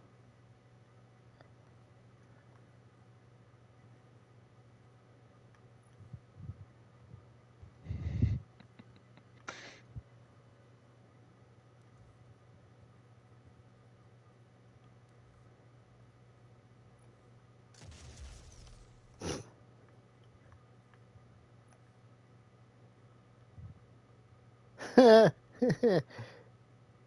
it fits. You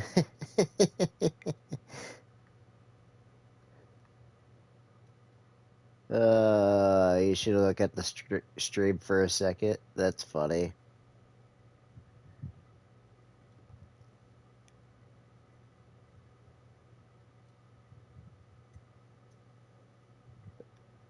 That's actually funny. Since you just played Stray not too long ago. What? There's a projection of a cat in a box as a projection. Oh. Can I see it? Here. Can I do screenshot? Yeah. There we go. Can I message it real quick? Oh, I see. Since you just played Stray, it's like, here you go, Dustin. I'm just looking at the shop real quick, just see what they have here. Like, I know this is Fortnite for sure, because they did say they did a Fortnite collaboration not too long ago.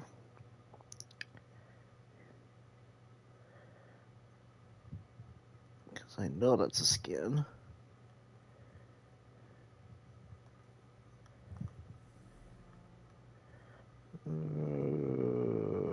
Shoot. I don't have much going on. Yeah. Oh. I think I'll just have to edit the description video saying, since Anthony's not involved with this project, it's just mostly you. Well, lucky me. Yeah, I know, because I was really hoping he would have some input about it, but, like, especially the Sony Direct, he would lose his mind. Or, I don't know if he'll lose his mind or not, as much as we did. Maybe on God of War. Yeah, that's about the only other thing that he'll care about.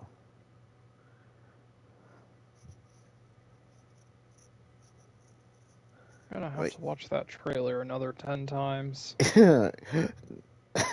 Oh, no. I don't want to see any more trailers. That's the unfortunate thing, is like, I think we're done.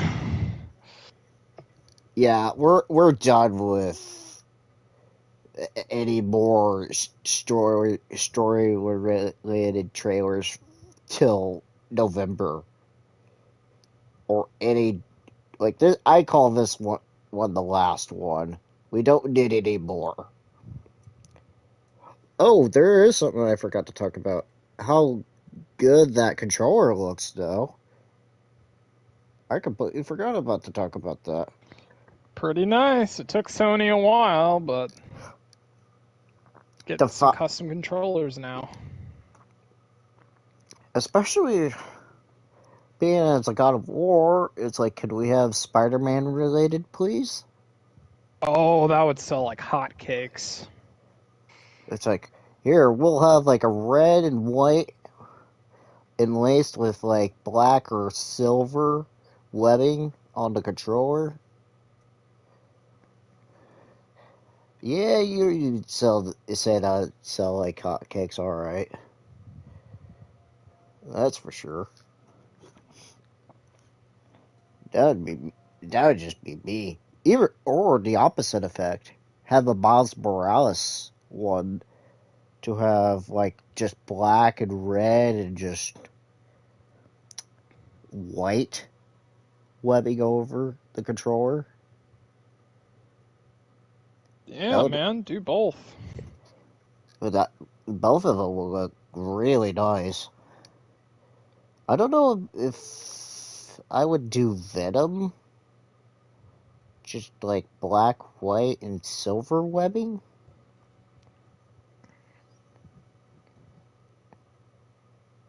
Or no, since he was teased. I mean, though I'm still kind of curious what the symbolism with the bear and the wolf motifs are. For, like, I could understand Kratos, but Atreus being the wolf?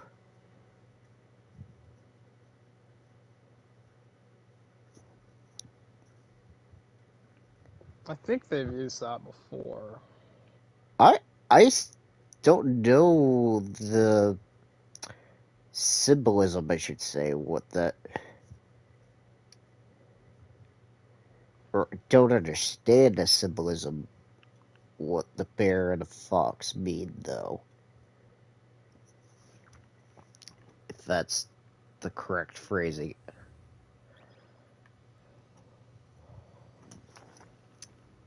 Wish I would understand more about it.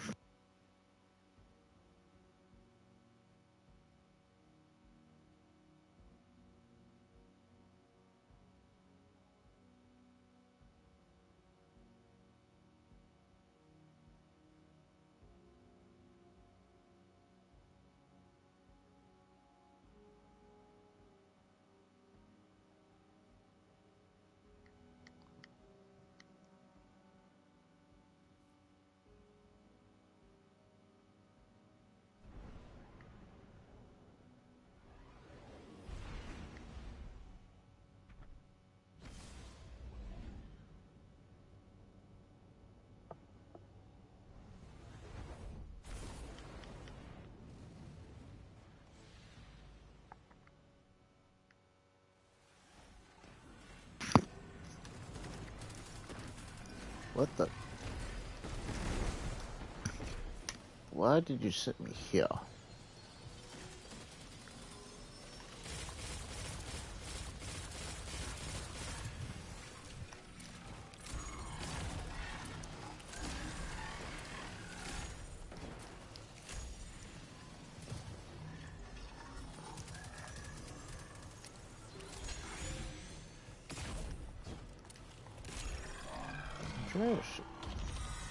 I did see a picture of the young... How can I pronounce his name? The actor for Gus. Giancarlo Esposito. Yeah. He was at the Emmys last night.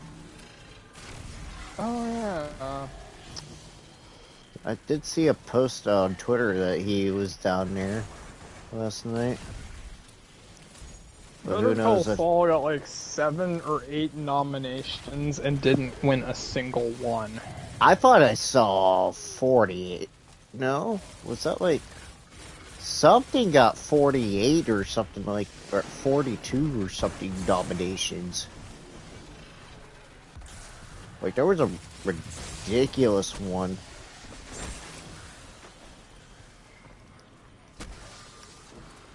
Bob Odenkirk lost to the protagonist of Squid Games.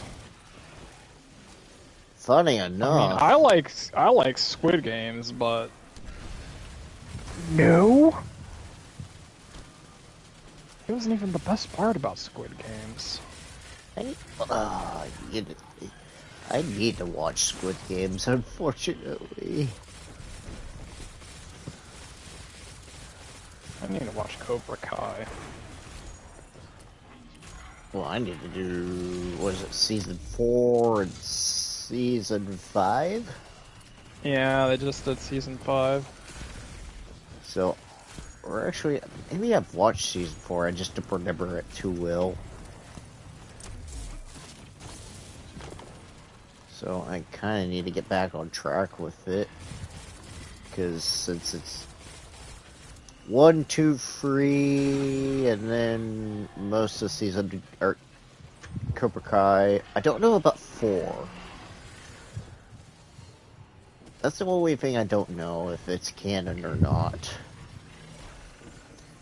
Other than Miyagi's there.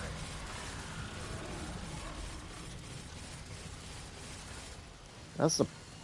I don't know if that's actually a thing.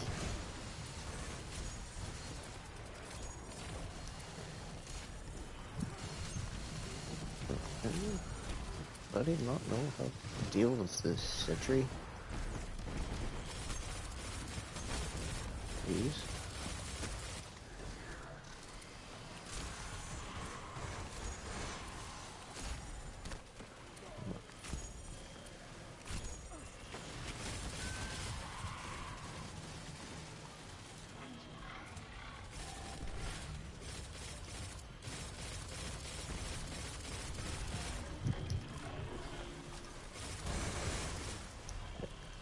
Heck, I even told you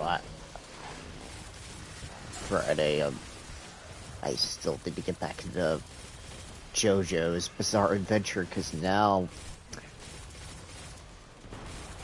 Here's something weird I'm gonna say. I'm interested in looking at a JoJo fighting game that just came out recently. Let's knock some heads and figure out where.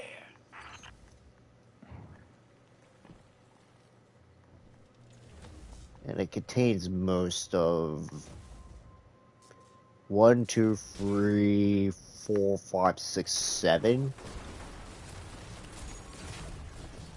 of JoJo.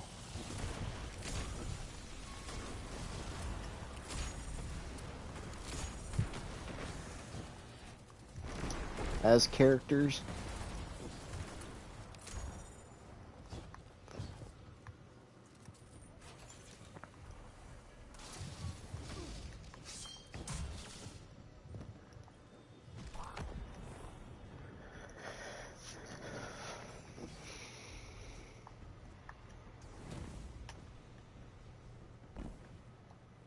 I'm about to take apart our tie. Nope. Storage tank. Oh, no, I'm wrong.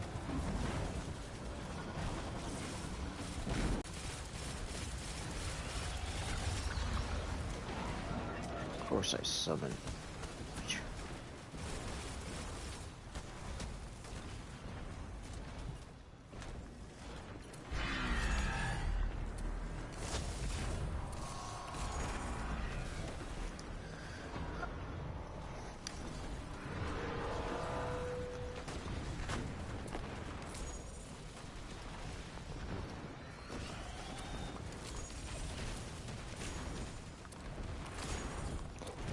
Let's see.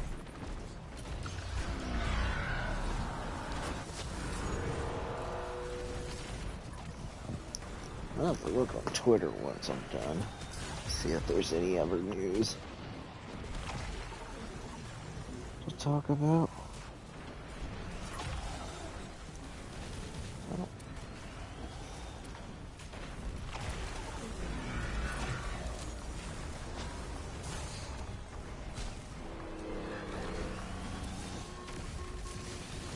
They get the tank. No, they did not. And I aim at the wrong one.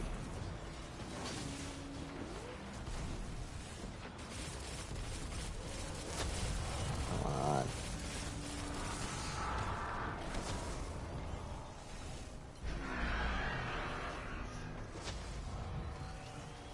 Oh, the guy who plays Saul's brother, Michael McKean, after the Emmys, he's like, yeah, fuck that noise.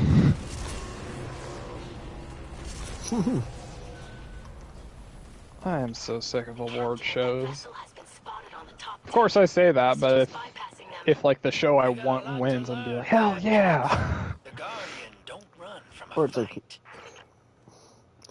fight. too bad I can't, like, on YouTube, I can't look at, like, do a reaction video to, or a reaction stream, say, like, in a direct or anything like that. That's unfortunate that I can't do that. on the PlayStation, unfortunately. Because they'll just tell me, no, you can't.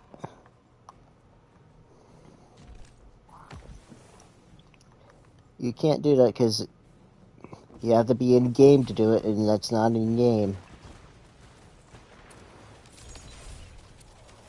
To be on YouTube. It's like, I'm just doing a reaction video to it.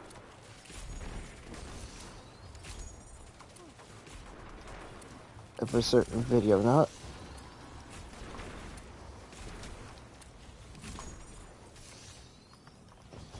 streaming YouTube itself.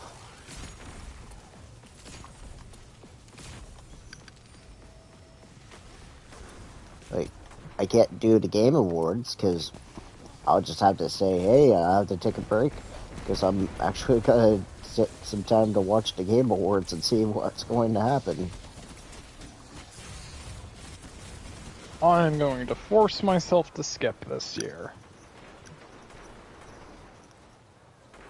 Give me more directs instead of plays. Give me less of whatever the hell Jeff Keighley is cooking up. Oh, and Marvel. Don't give me that either.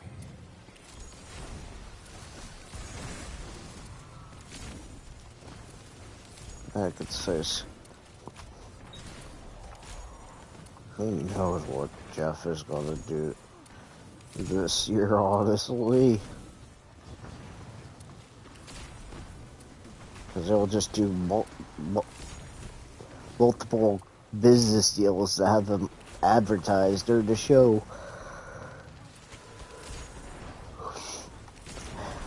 Heck, even games that aren't worth talking about.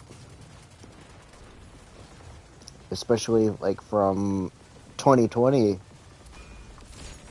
Yeah, your final game is Fast and Furious.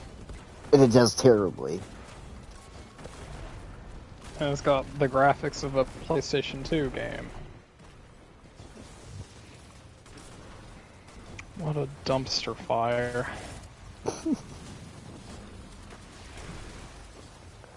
I would have laughed. Now, if it would have been Babylon's Fall from last year. It's so sad, though, because you know how much talent Platinum has. I know, and it really sucks that they had to do it live service, and I think that's what the problem was, mostly.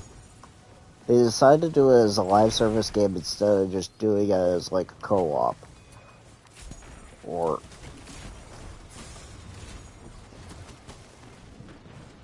what... or make it what it originally was, like, almost like a hack and slash. Dark Souls.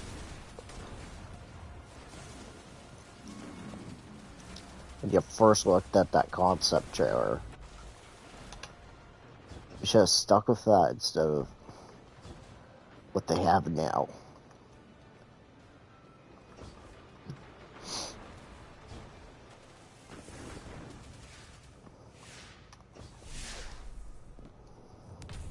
Hey, Hero. Thinking about personalizing that catch of ours. Give it a new paint job. You like snakes? Absolutely not. Do not deface my catch.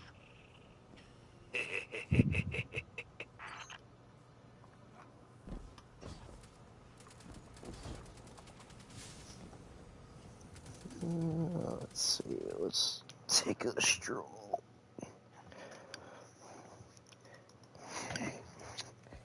through the Twitters.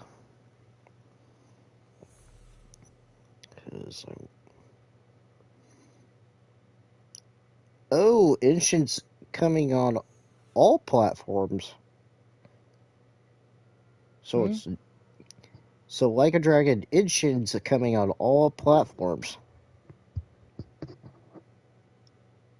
So it's not a PlayStation exclusive this time. That's what I figured. with Sega's newest business model. Trying to look here. Do.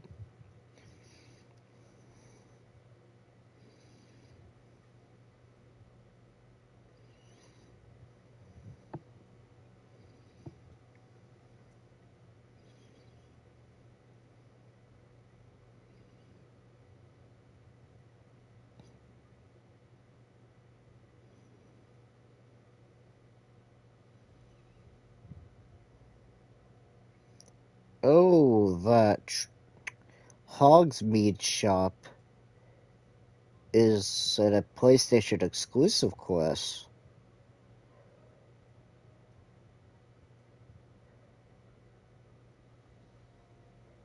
Okay.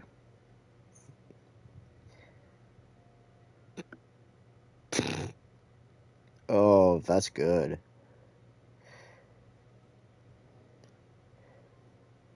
Oh, I need to show that one to you. That's funny.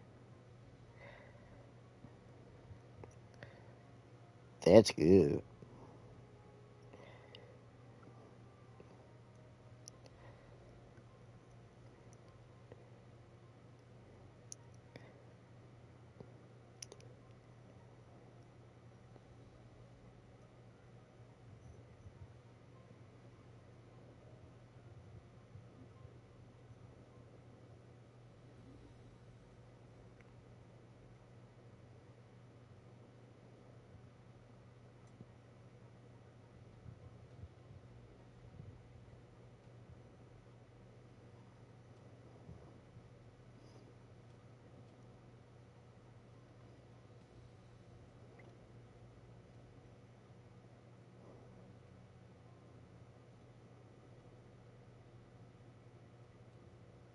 Oh, there is something small to talk about, and I guess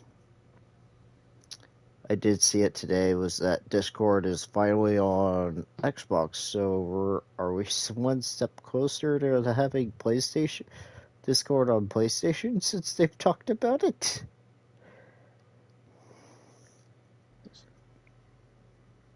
Probably sometime soon. Because I would be hopeful before the end of the year that Discord would be on PlayStation. Be nice.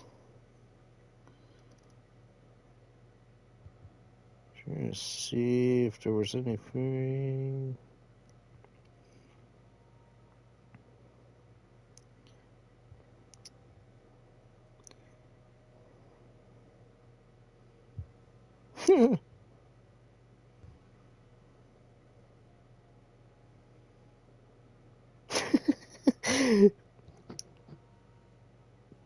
Oh, that's good. Harada. What happened last night? Babco officers with Sony officers. Sony. Harada-san. Finally, Tekken 8 will be announced tomorrow. Harada.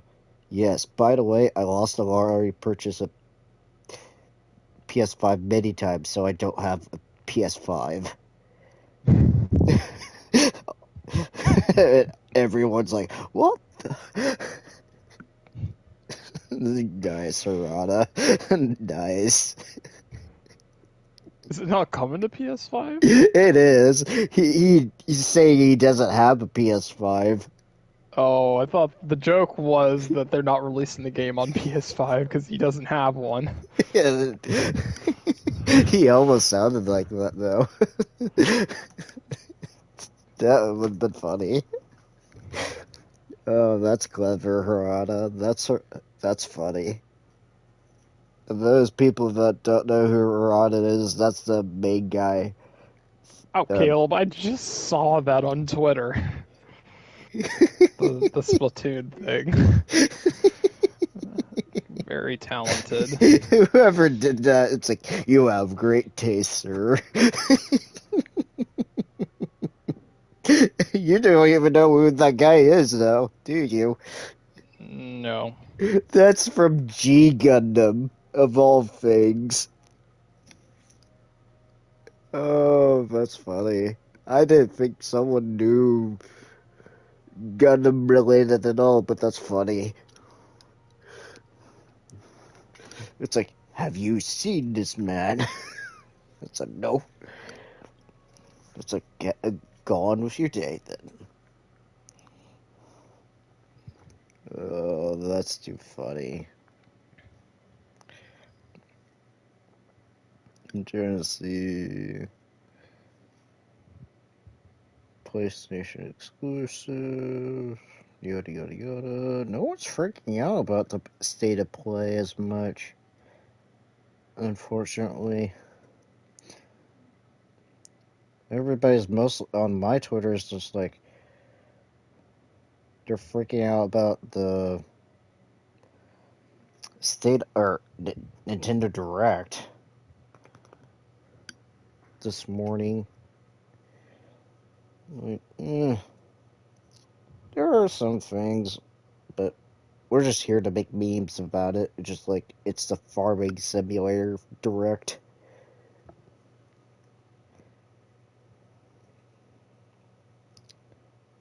I mean, the one good thing, a really good thing about it is what, like I said, we actually have an announcement date for Crisis Core finally. Now, if we only could hear about Final Fantasy 16, please let it be in May, please. Just please, Square. I'll be happy.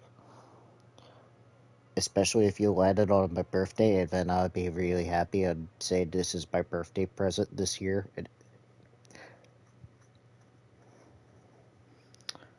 It's like, please.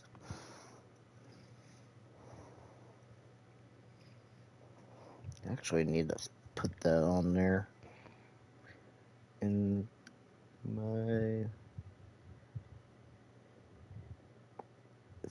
Oh, it's a... Ooh, no. It's a Tuesday?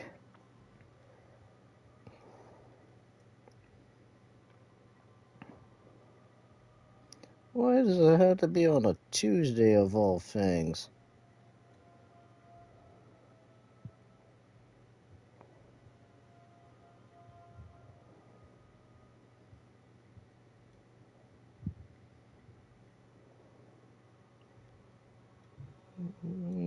Siege will work. See, the 13th, and it's on a Tuesday. It better not snow. Please don't snow.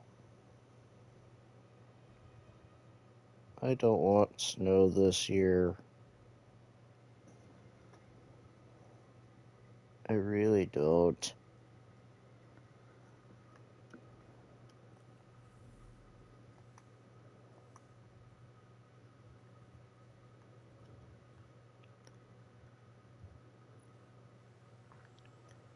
Do I have enough materials? Yes, I do. But do I want to? No.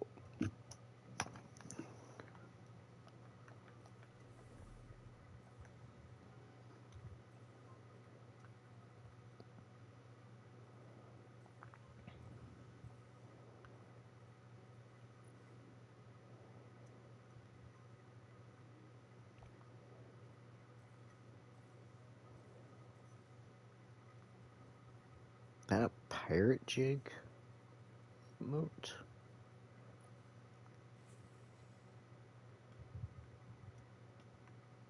I don't know.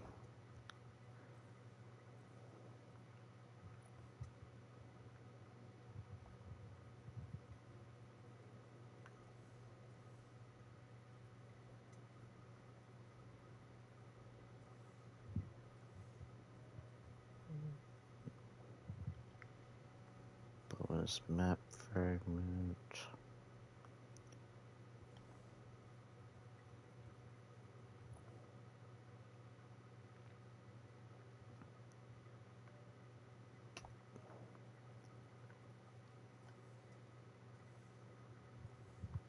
Was it cooler? Yes, there was. Oh, that's right. I need to change my guardian.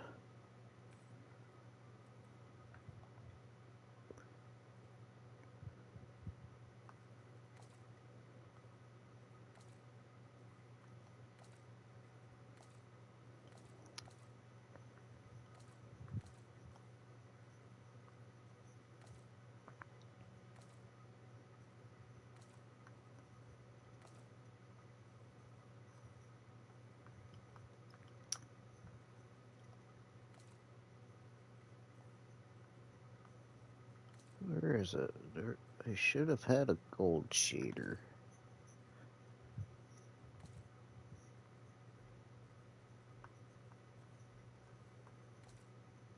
No.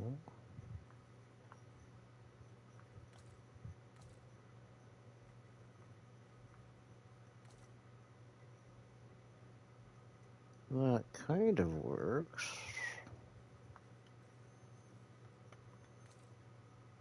No.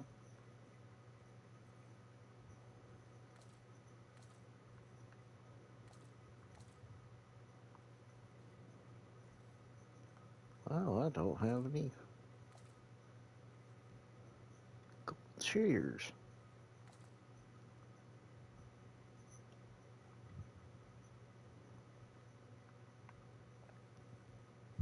And speaking of the devil, I might have one.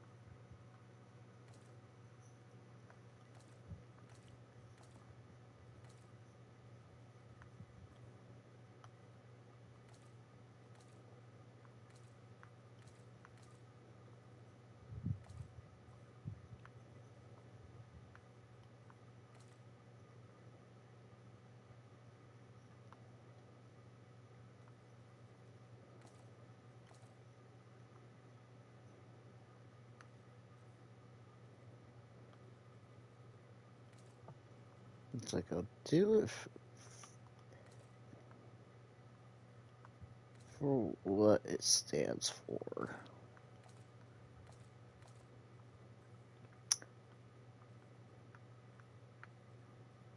Where is it?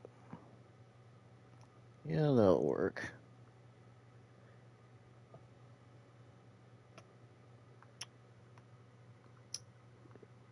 I don't know who created this idea, but it'll go for a cause for this.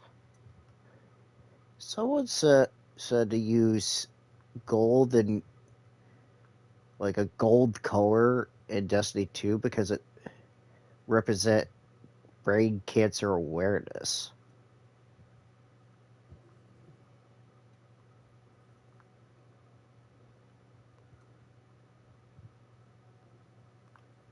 Well, alright.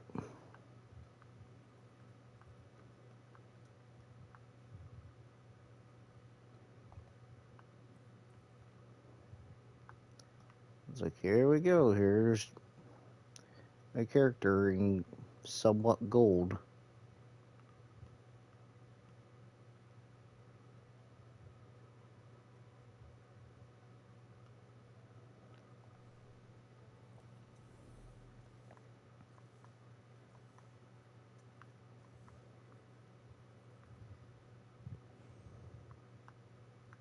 Instantly unlock Quicksilver Storm.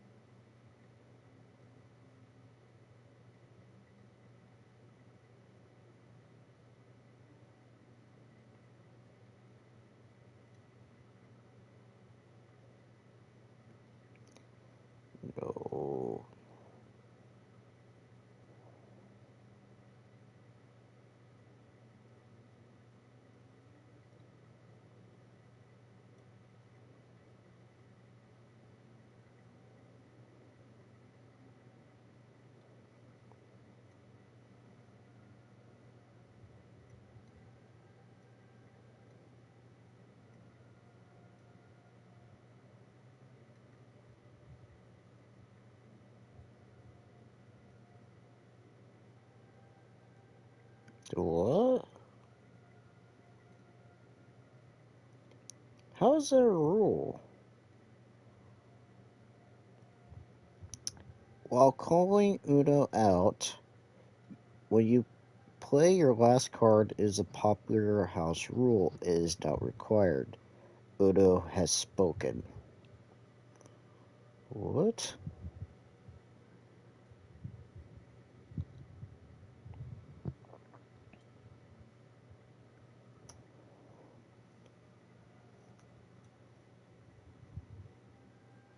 I have never heard of that rule. Or under...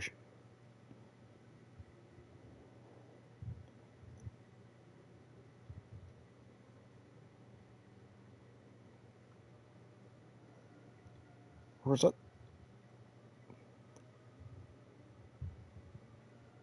Oh, that's dumb.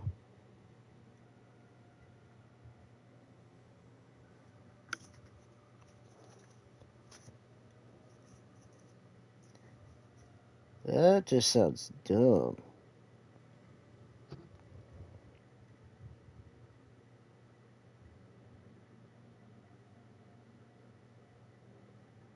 Just why?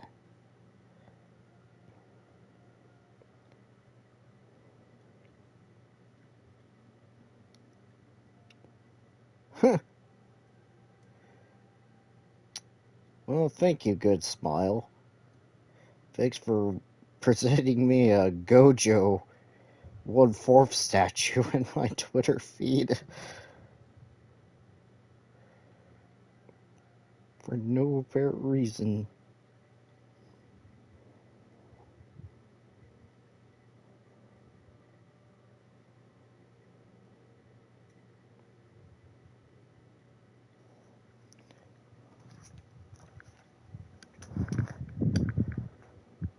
Put this on charge. You know, I almost thought Rise of the Ronin, I almost thought it was going to be like a Neo 3, honestly.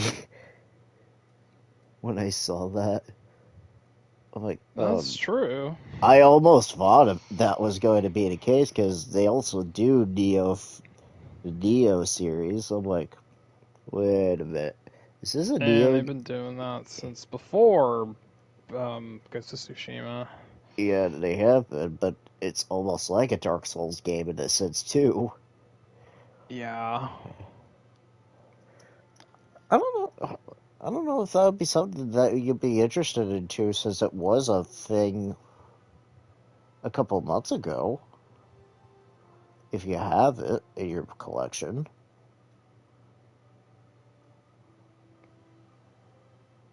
I mean, you did enjoy Bloodborne quite a bit.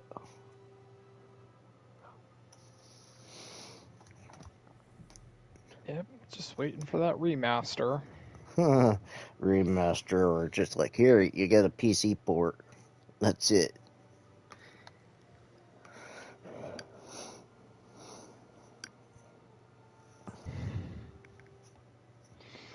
Which That would be something. I'm surprised they still haven't said anything about Bloodborne. 7 years and just Nothing. nothing. Gets constant updates, of all things, but nothing really added. You can tell,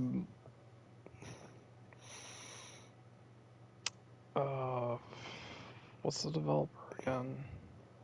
FromSoft. No. FromSoft, yeah.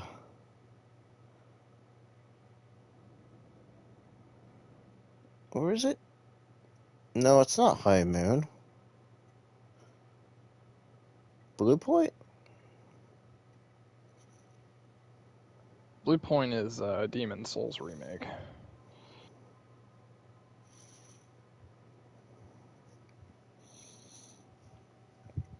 You know what? But FromSoft likes to make games and then move on to the next project. I know. They never return to the games they've made. I'm not even sure if it was their idea to like remaster Dark Souls. Because I know they didn't do the development on it. Oh no.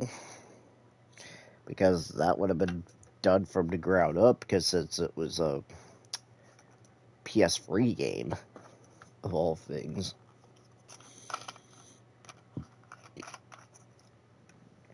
No, Dark Souls was just a remaster. But Demon Souls, on the other hand, Yeah, that was a remake.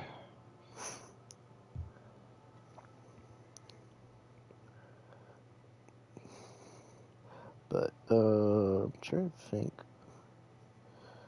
Yeah, because there was. Oh yeah, the light. I'm surprised they didn't. I would have heard more about like Liza P. That would have been an awesome showcase. That would be really something to hear. Because I know they said it was coming next year,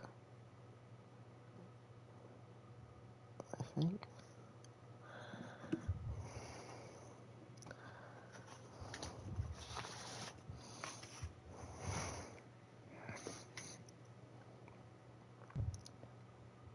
Would have been surprising though too if we heard more about, say, like Alan Wake 2.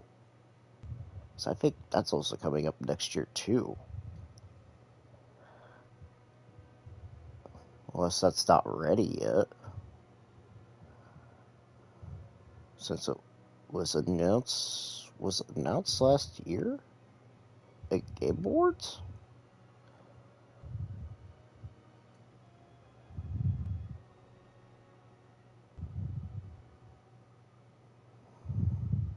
Would have been nice. What time is it? Alright. Hold on just a second.